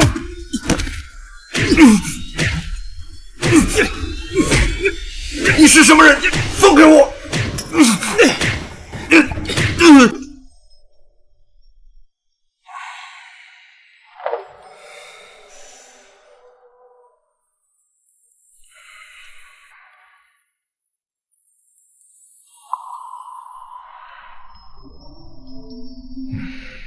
大夫，疼得厉害，可有方子呀？疼痛尚可缓解，但有件事，小人得让世子知道。快说吧。世子您以后恐怕无法人道，想要子嗣是不可能了。你在说什么？这不可能！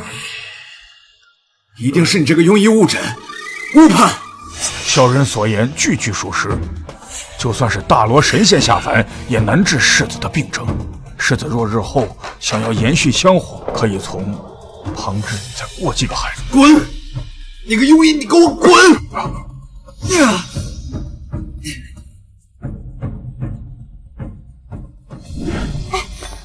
慢点儿，搬的时候千万仔细点，别磕着碰着了。去吧去吧。妹妹，这是在准备嫁妆吗？我听闻祖母先前本想在陪嫁礼中匀出一些给你，可谁知清点的时候却发现柳氏挪动店卖了他老人家不少东西。祖母一气之下，把库房的锁都换了，就再也不肯给你任何贵重物品。依我看，你这箱子杂七杂八的加起来，也不值几个钱吧。崔文洛，你得意什么呀？我嫁妆再少，那我未来的夫君也是清远侯府的世子。等我成了世子夫人，再有了子嗣，就能袭爵，什么享百年。而你啊，永远都会被我踩在脚下。恭喜恭喜，那我拭目以待。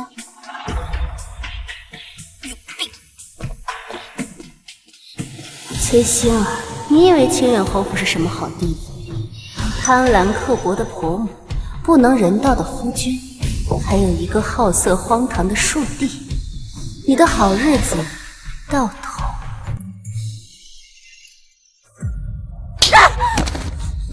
哼！婆母，儿媳今日刚进门，侯府不操办婚礼就算了，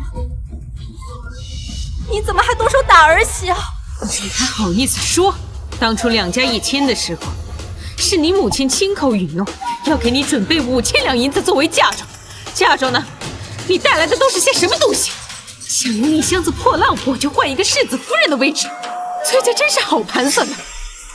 之前如果不是婆婆你咄咄逼人，非要那5000两，我母亲也不会犯下错事，因此惨死。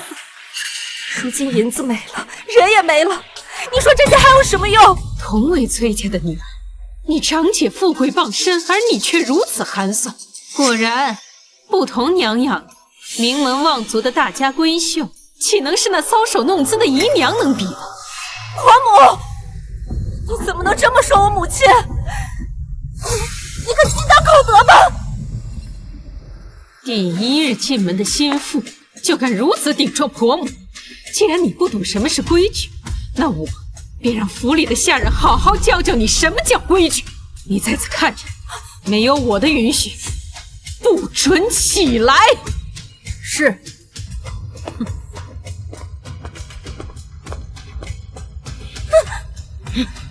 跪好！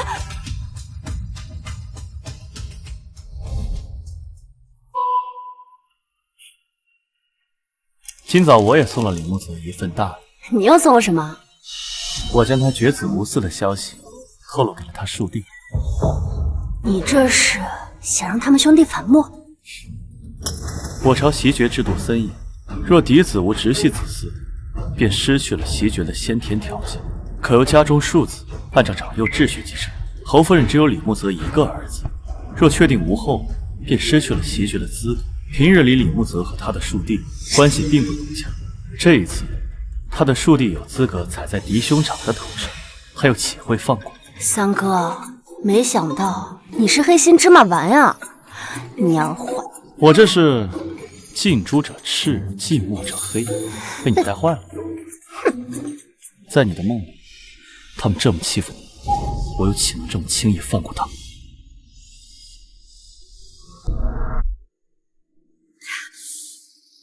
成亲当天就罚我跪2个时辰，这清远侯府真是太过分了。父亲，你终于回来了，仙儿都等你好久了。我跟你说，今日婆母当着下人的面为难我，还打了我一巴掌，实在太过分了。娘教训你，那是天经地义。你要是不满，不如自请下堂，滚回你的崔府去。我不是那个意思，我以后不说就是了。夫君，今日是我们的新婚之夜，我替你宽衣吧，我们好好微喜。行了，什么洞房花烛夜，我没那个兴趣。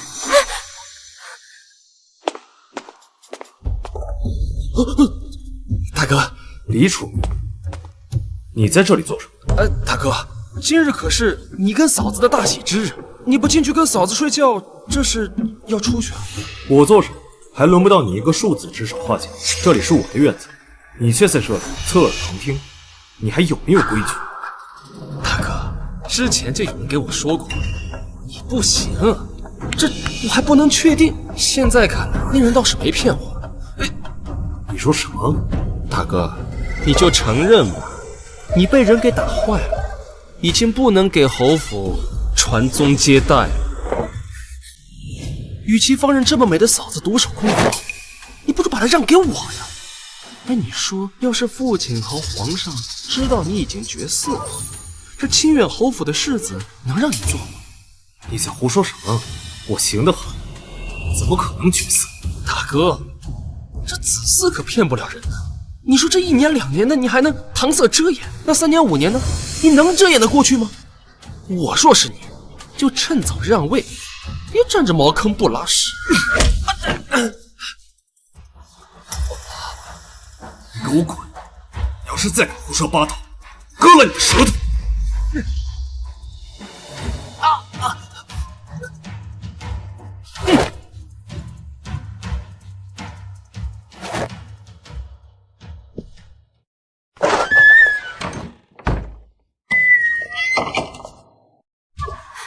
夫君，那个李楚明说的到底是？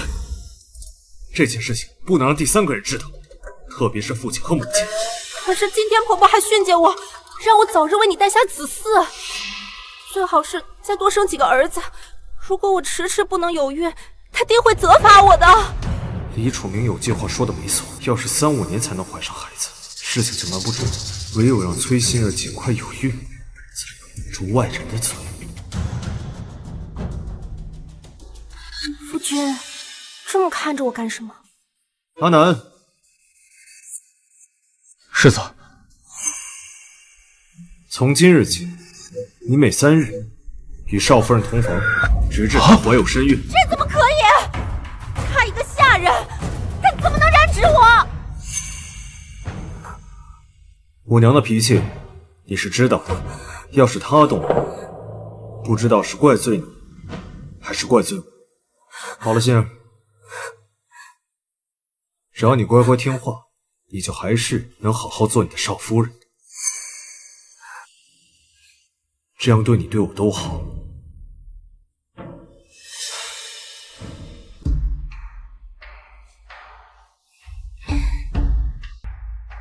祖母，父亲，怎么就你一个人呐？今日是你回门，怎么世子没跟你回来？啊，夫君，他另有要事要处理，抽不开身。坐吧。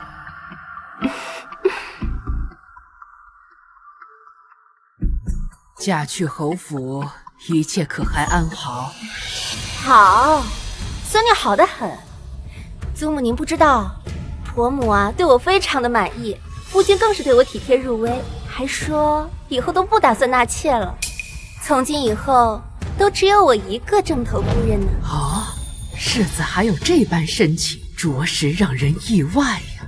可不是嘛，祖母，您是知道的，从小到大，孙女都是一个有福气的人。唉，可不像某些人，就是个灾星，走到哪儿都一身的晦气。既如此，跟世子好好相处，早日为他诞下子嗣，不辜负他对你的情谊。有了孩子，你也能在侯府站稳脚跟了。祖母您放心，孙女啊一定会尽早有孕的。今日一早，婆母还特地命人给我送来了滋补的汤品呢，让我好好保养身体。甚好。那妹妹可要好好滋补，不要辜负了侯夫人一片心意。我看您那婆母好像不是很好相处的样子，若是太久没怀孕啊，她怕是要找你麻烦。您放心，我呀很快就要有好消息了，我的儿子以后可是要袭爵的。好，崔心儿肯这么放大话，难道是有恃无恐？这件事定有蹊跷。进。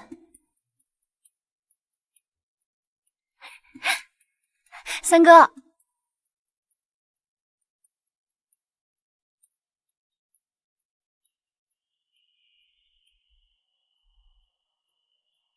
清远侯府的事，我已经派人去查了。怎么说？说说吧，都查到什么了？崔大小姐，昨天属下带人去夜访侯府，发现李木泽的院子里一到晚上就不让下人伺候，只留一个小厮在身旁。崔心儿是女子，身边应当由婢女照顾才行，只有一个小厮，行动多有不便。是，属下也觉得蹊跷，所以就多留了一会，看到了难以置信的画面。快说快说！啊，就寝的时候，那个小厮进了崔心儿的婚房里面，但是世子李木泽进了隔壁的屋子里。你是说同崔心儿圆房的人不是李木泽，是李木泽身边的小厮？是。李木泽默许了他们这样做，还主动给他们腾位置。他应该不是默许，而是主导这件事。一旦崔心儿有孕，他不能人道的事，即便被外人听到，也会觉得是胡诌。哪怕这个孩子不是他的血脉，也占了侯府嫡孙的身份，袭爵一事就轮不到他的庶弟，或者是其他的旁支兄弟子侄。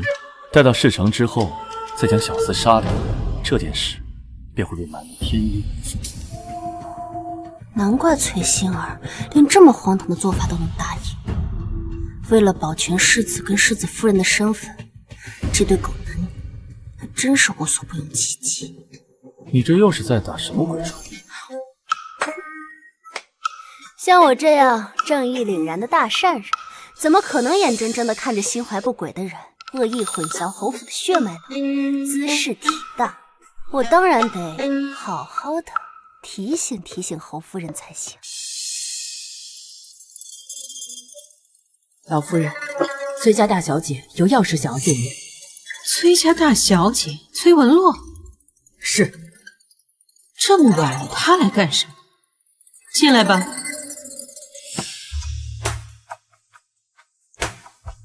侯夫人，崔大小姐这么晚亲自登门，不知有何贵干呢？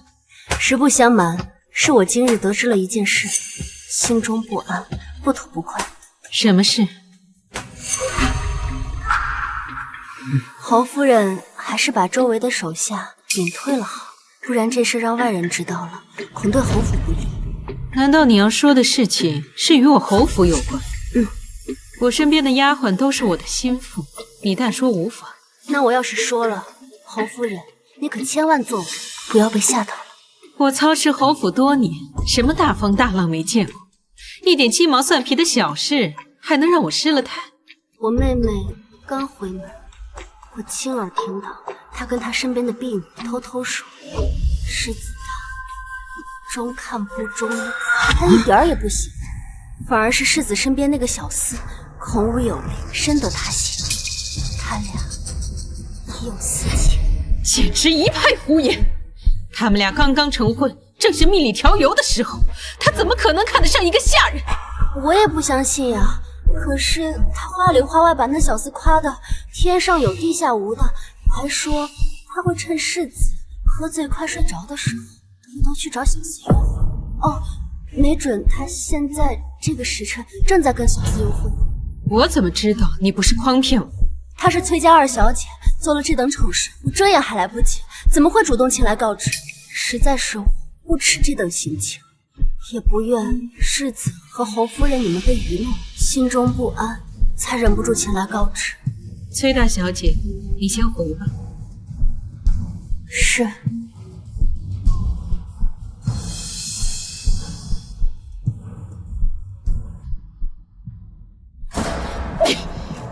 来人，陪我去世子院子里看看，我倒要看看这个崔心儿到底有没有背叛我儿。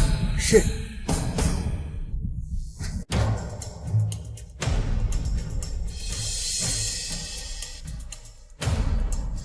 夫人，世子院内无人看守，连个丫鬟都没有。如此反常，难道真的像那个崔文洛说的那样？夫人，房间有动静，要奴婢去通报一声。什么时候了，还通报什么？把门给我踹开！万一世子和少夫人在里面闹了个误会，奴婢怕世子责怪。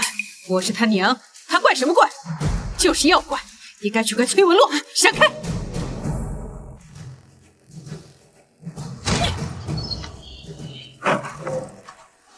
今夜以后，无论此事的因是什么，崔心都别想好过。没有以后，我已经让崔心儿活得够呛。夫人，饶命啊！夫人，你们竟敢暗中勾结，贿赂侯府！来人，把这奸妇淫妇给我拖出去，陈堂处死！不行，你不能杀我，这都是你儿子所使的。你个贱人，这都什么时候了，你还敢狡辩？你把世子叫出来，你当面问他呀！世子呢？世子呢？娘，你怎么来了？夫人，世子是从旁边的屋子里出来的，定是这二人为了苟合迷晕了世子。你看看你娶回来的媳妇儿，竟与你身边的小厮搞在一起，他们这样对你，那简直是丧尽天良啊！世子爷，世子爷，你要为我做主啊！我都是凭你的命令行事，世子爷。一派胡言！我儿怎会做出如此糊涂之事？不辞，事到如今你还不说吗？娘，你能不能先让他们出去？出去？出什么出？他们两个做出这样的丑事，难不成我还要给他们留面子不成？娘，前些日子我让人打坏了身子，可能以后再无此事。什么？怎么会？娘，说真的，如果我西夏无子，李楚明那个王八蛋肯定会虎视眈眈，二坊三坊会扑上来相争，让阿南跟心儿圆房，也是无奈之举啊。那可这样一来，他怀的就不是你的孩子，就不是你家的骨肉啊！只要能保住世子之位，那又何妨？你疯了吗？这件事情若是传出去，那就不是老人笑柄的家事这么简单了。西决乃是国事，只有皇上和礼部承认方才奏效啊！这若是皇上知道，你要几个脑袋够砍的？那您还有其他法子吗？你先回房去，回房去，走！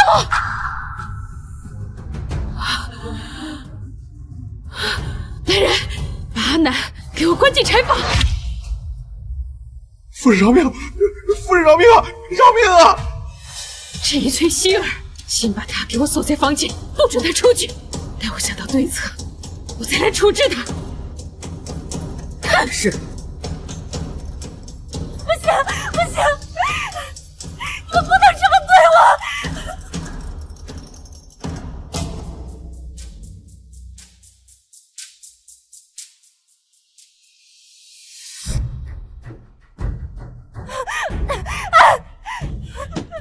开门！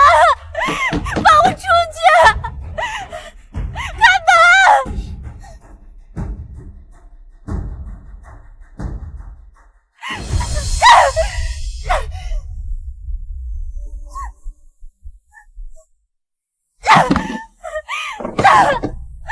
混蛋！混蛋！混蛋！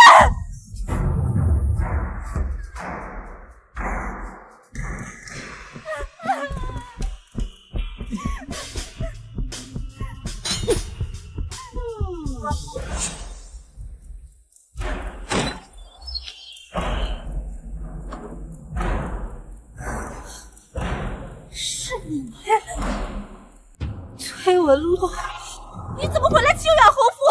很意外吗？我对这里可比你熟悉多了。什么意思啊？这间屋子里的陈年旧事，还是跟我记忆中的一模一样。他们还是老样子，动不动就喜欢给人关在屋里，再上一把锁。想逃走，简直比登天都难。到底在说什么呀你？你是不是觉得很奇怪？你跟李慕泽瞒得密不透风，侯夫人是怎么知道你在此跟外人苟且？是怎么知道的？因为这件事情就是我告诉的侯夫人。我的蠢妹妹，是你！你的好夫君被人打断了命根子，也是我送你的新婚之礼，你喜欢吗？崔文洛，崔文洛，你为什么要这么做？嘘，我话还没说完呢。在我母亲后院的那些白骨，也是我找人亲手去买。还有李慕泽在春日宴上的那幅画像，也是我找人故意栽赃的。至于皇上给崔家的那幅松柏鹤寿图，你不会当真以为市面上有人敢随意买卖皇上的墓宝吧？这也是你设计的？是啊，崔府的地契房契，如今多数都在我的手上。崔少跟柳氏汲汲营营半辈子，竟如此不堪一击，你不觉得可笑吗？我母亲也是被你杀死的，这世界上怎么会有你这样的人？你简直比鬼还可怕！那你怎么知道我不是地狱里爬上来的鬼呢？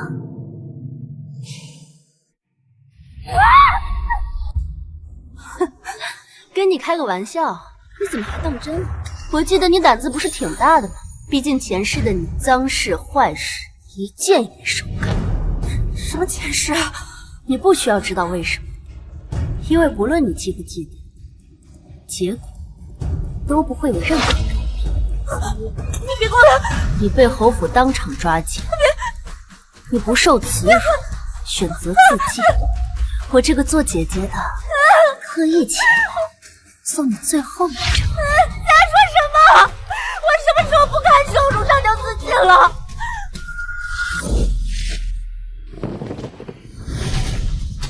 今夜此时。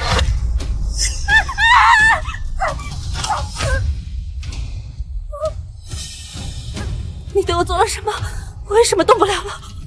点了你的马血，崔二小姐，下辈子投胎记得做个好人。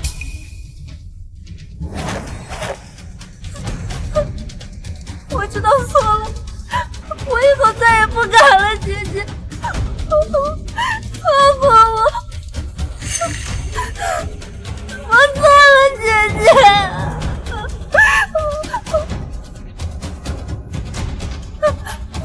我错了，姐姐不要，我知道错了，姐姐你放过我，我以后再也不。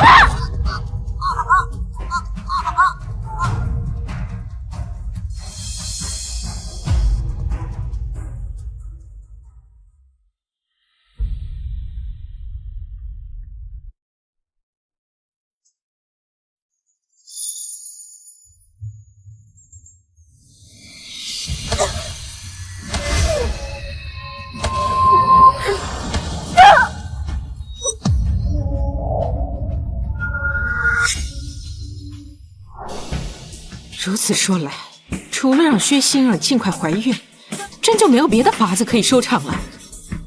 娘，你放心，让馨儿怀上身孕，我就派人杀了阿南，此事应该是最有解了。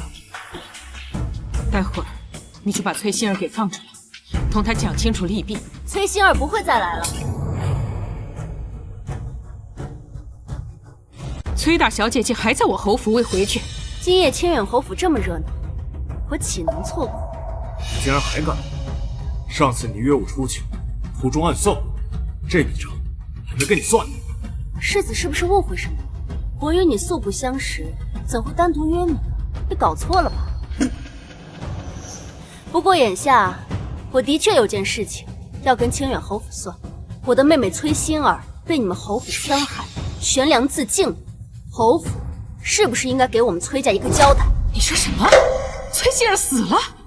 夫人，世子，不好了，少夫人她自缢身亡了。娘，她怎么会死呢？娘，现在怎么办？她是与人同奸而死的，与我侯府有何干？侯夫人，我还在这儿呢，你竟敢当着我面睁眼说瞎话吗？我的妹妹崔馨儿就是被你们给逼死的。你的儿子不能人道，你就强迫他与小厮苟合。事情败露之后，你们却翻脸不认人，活活逼死了清远侯府，丧尽天良。殿下，崔大小姐简直就是我现在最敬佩的人。你看啊，人是她杀的，现在责任还推得干干净净，侯府还得背锅。怎么能说是背锅呢？明明是他们欠的。行，您说的都对。崔大小姐，今日的祸端难道不是你带来的吗？到底还想怎样？我来探望我的妹妹，竟被你们说成是祸端。那好，我现在就回去告诉我父亲，定与你们侯府不死不休。你走。是。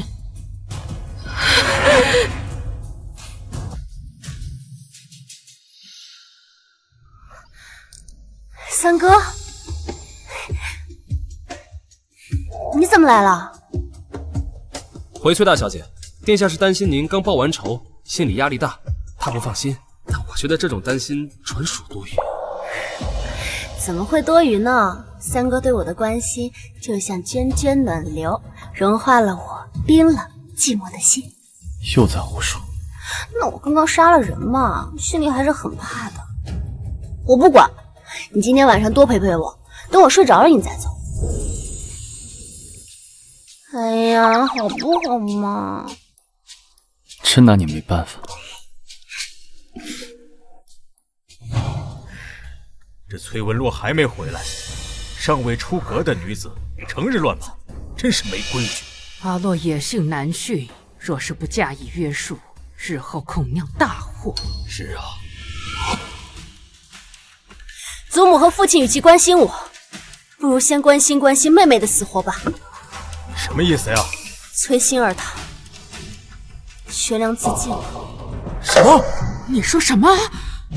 他好端端的怎么会死？我刚从清远侯府回来，亲眼所见，还能有假？是侯府的世子跟侯夫人逼死的。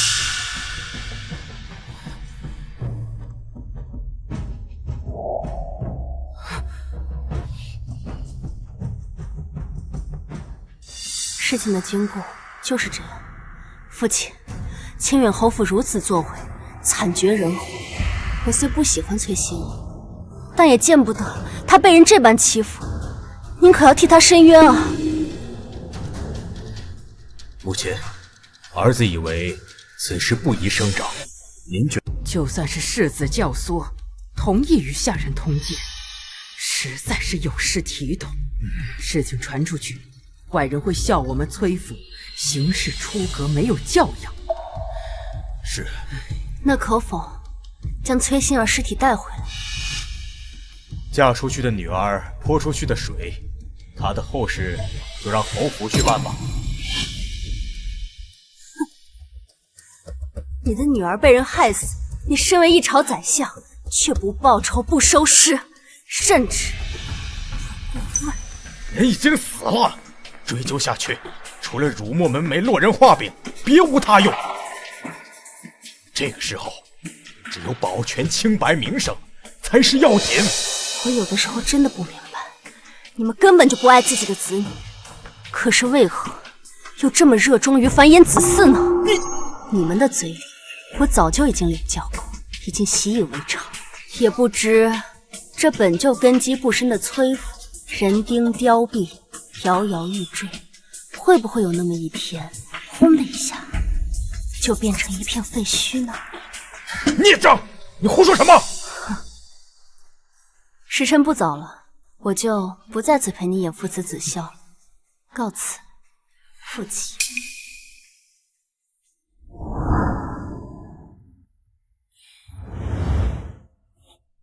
三哥，怎么了？我在想崔心儿，当然不是后悔杀他，他对我的所作所为，我把他千刀万剐100遍都不会手软。我在想，不管是我还是他，一条命，在父亲跟祖母的心里都没有名声重要。若真爱惜自己的羽毛，为什么轮到自己的时候就徇私枉法、草菅人命了呢？他定是不会如你所愿，去找清远侯府的麻烦。无妨，不管是清远侯府还是崔家，有一个算一个，我都不会让他们好过。不过在此之前，我还有更重要的事情。什么事？你的毒，我找到破解之法了。你说什么？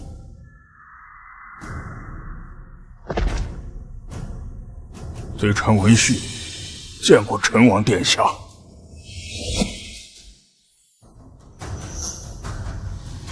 文太医，本王记得，你当初在太医院当时，后因上了年纪告老还乡。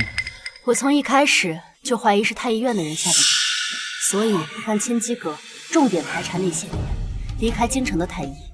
此人终于找到了。文太医，不查不知道，你竟然是湘南族人。湘南人最擅长用毒，特别是蛊毒。陈王这些年体内的毒寻遍了名医，也无人知晓是什么毒，可见他的出处如此的刁钻特别。没想到，时隔8年，老臣还是被找到了。不错，殿下体内的毒，是老臣当初奉宫中贤贵妃之命，在殿下茶水里下的。贤贵妃，本王与她无仇无怨，况且贤贵妃只有六皇子一个儿子，以六弟的资质是当不成太子的。她为何要害我？这就要从殿下和六皇子幼时说起。殿下自小聪慧，是所有皇子中才学最为出众的，也是最受陛下疼爱的儿子。而六皇子就恰恰相反，是受到责骂最多的那个。久而久之，贤贵妃心里就产生了憎恨，便以老臣妻儿的性命要挟，给您下了一种叫金丝绕的蛊毒，蛊虫在殿下体内渐渐生长，毒性也慢慢的增强，身体再强壮的人也难以撑过10年呐。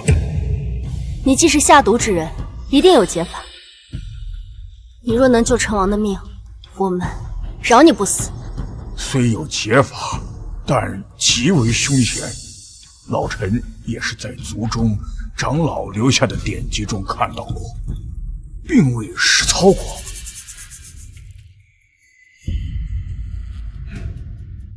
起来说吧。谢殿下。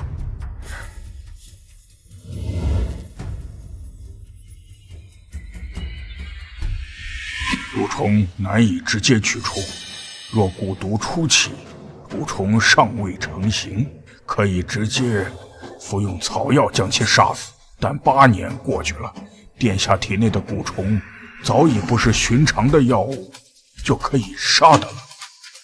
若能让另一只蛊也进入殿下的体内，两蛊相争，必有一死一伤。届时再服用药物，就能将其弄死了。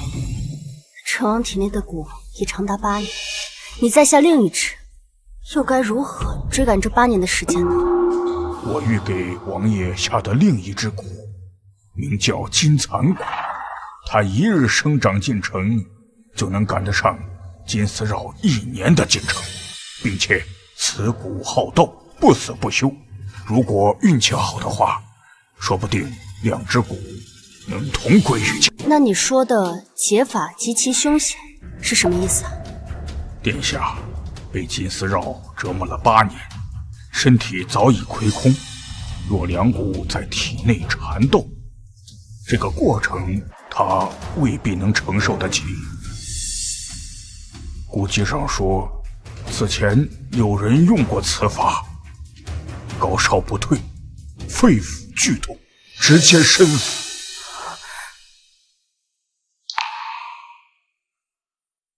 既然有办法，那就试试看吧。三哥，温太医是你吃重金，费尽千辛万苦找到的，我也跟你一样，不想留有遗憾。岂看命运会不会眷顾我这一次？殿下，请吧。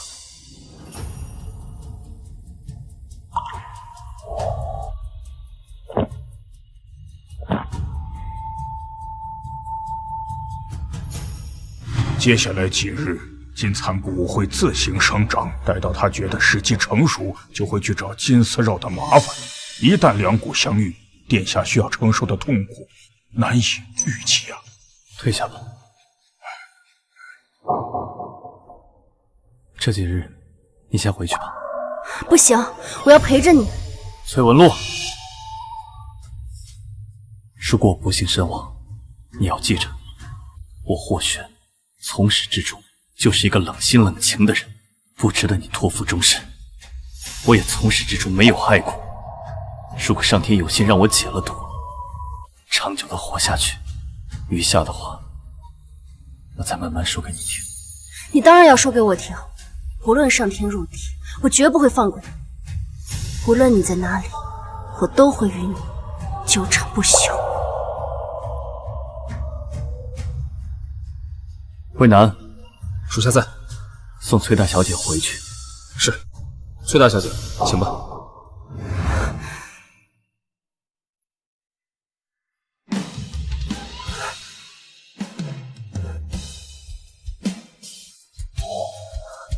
听话，就当是为了让我安心。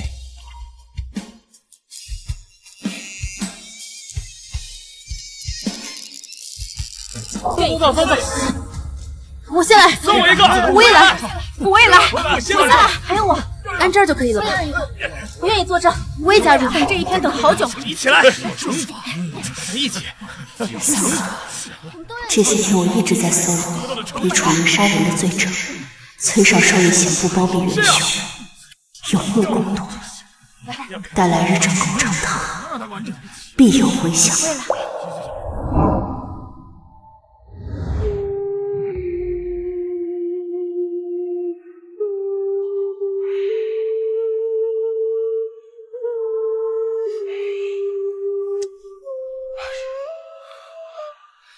都给我出去！出去！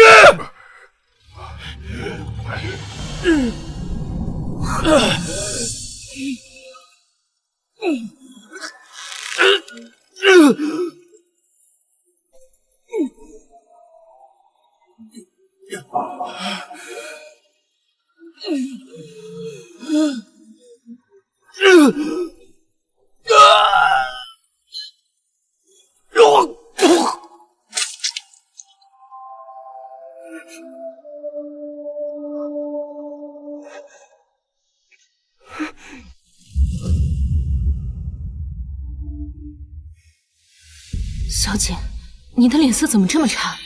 昨天是没睡好吗？昨夜做了个噩梦。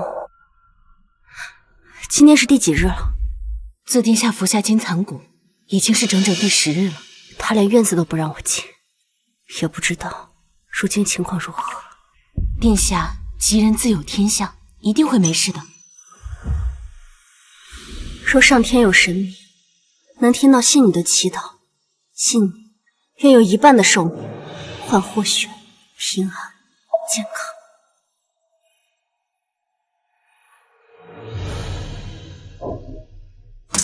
若是有神明，刚才你的话一定不可作数。童言无忌，不可当真。三哥，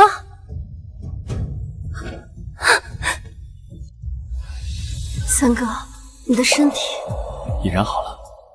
文太医替我诊断过，蛊虫已死，剩下的蛊毒慢慢清除便好。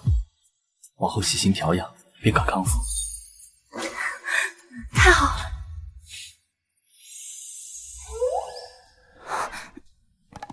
抱歉，陈王殿下，刚才是小女子失礼。你可是天皇贵胄，而我只是一介罪臣之女，根本配不上你啊！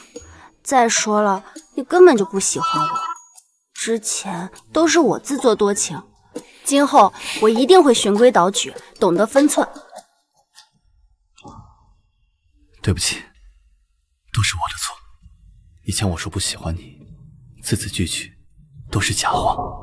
我知道呀，你当我是亲妹妹嘛？你对我只是兄妹之情，并无男女之意，我以后绝对不会忘记。好了，我真的错了，你要打要骂，悉听尊便。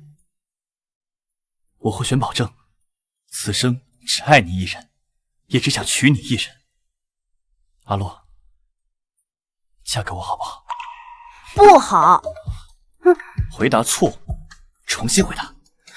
老不正经，为老不尊。哪里老了呀？我才比你大了3岁而已。不管，就是老，糟老头子一个，一肚子坏水。上次分开前还说什么我霍玄从始至终都是一个冷心冷情、忘恩负义的人，还说从来没有爱过我，一天到晚就知道装货。好，好，好，我就是一个大装货，那就罚我以后唯崔文洛的话言听计从，说一不二，好不好？这还差不多。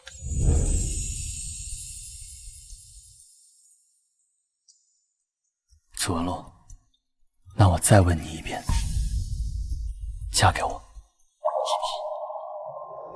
好，就算死亡，也不能将我们分开。三哥，宣陈王崔文洛觐见。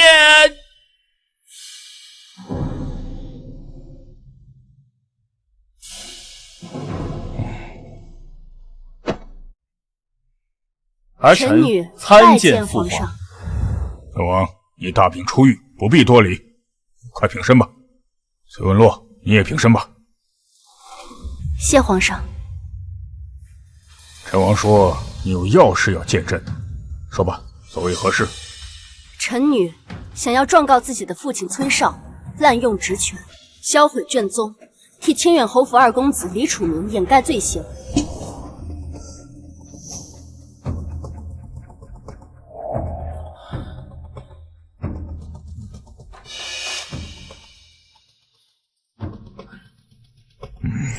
这是一份陈情书，上面详细记载了案发时李楚明行凶的经过，同行的人皆可作证。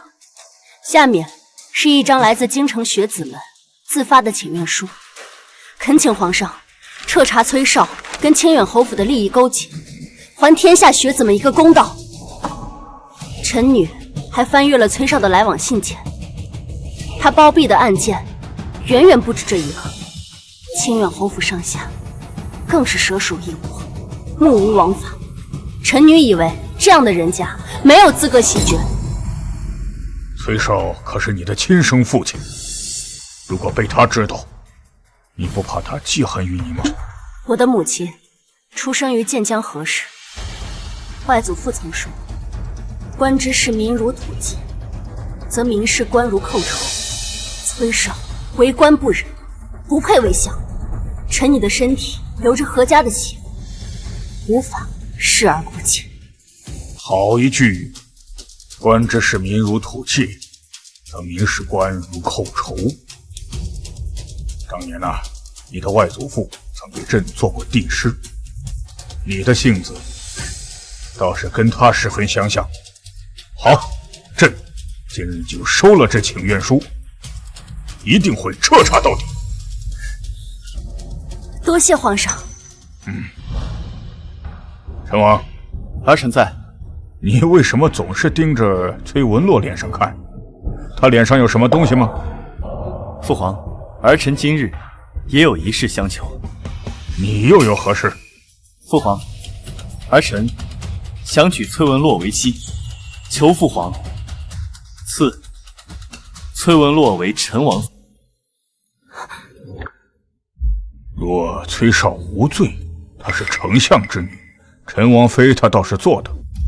可如今崔少涉案，前途未定，若崔少获罪，你还要娶她吗？如果没有崔文洛，儿臣也就没有了求生的信念。无论她是高门贵女，还是平民百姓，只要她是崔文洛，儿臣便只想娶她为妻。好，朕知道了，你先退下吧。父皇，你还没答应儿臣呢。皇子娶亲乃是国之大事，岂能随随便便就应允你？可是，好了，殿下，崔大小姐，请吧。儿臣告退。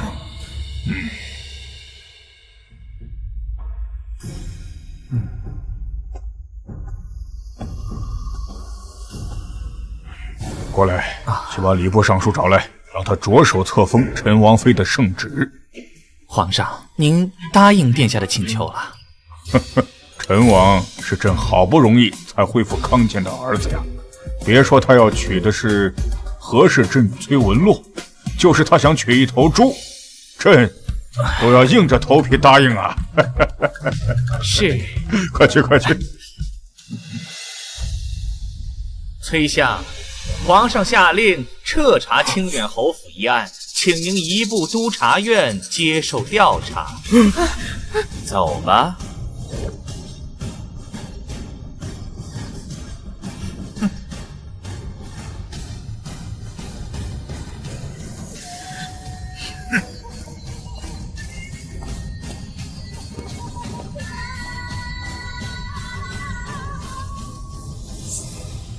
不敬父，有违伦常。崔文洛，自你进京，崔家就被你搞得天翻地覆。手里的刀，为何要一直对着崔家？我手里的刀，可以护我，亦可以替我劈出这高门大院的虚伪和枷锁，让我重获自由。祖母若觉得痛苦，不过是你们当年做的孽，铸成了寒光利剑，如今正中眉心。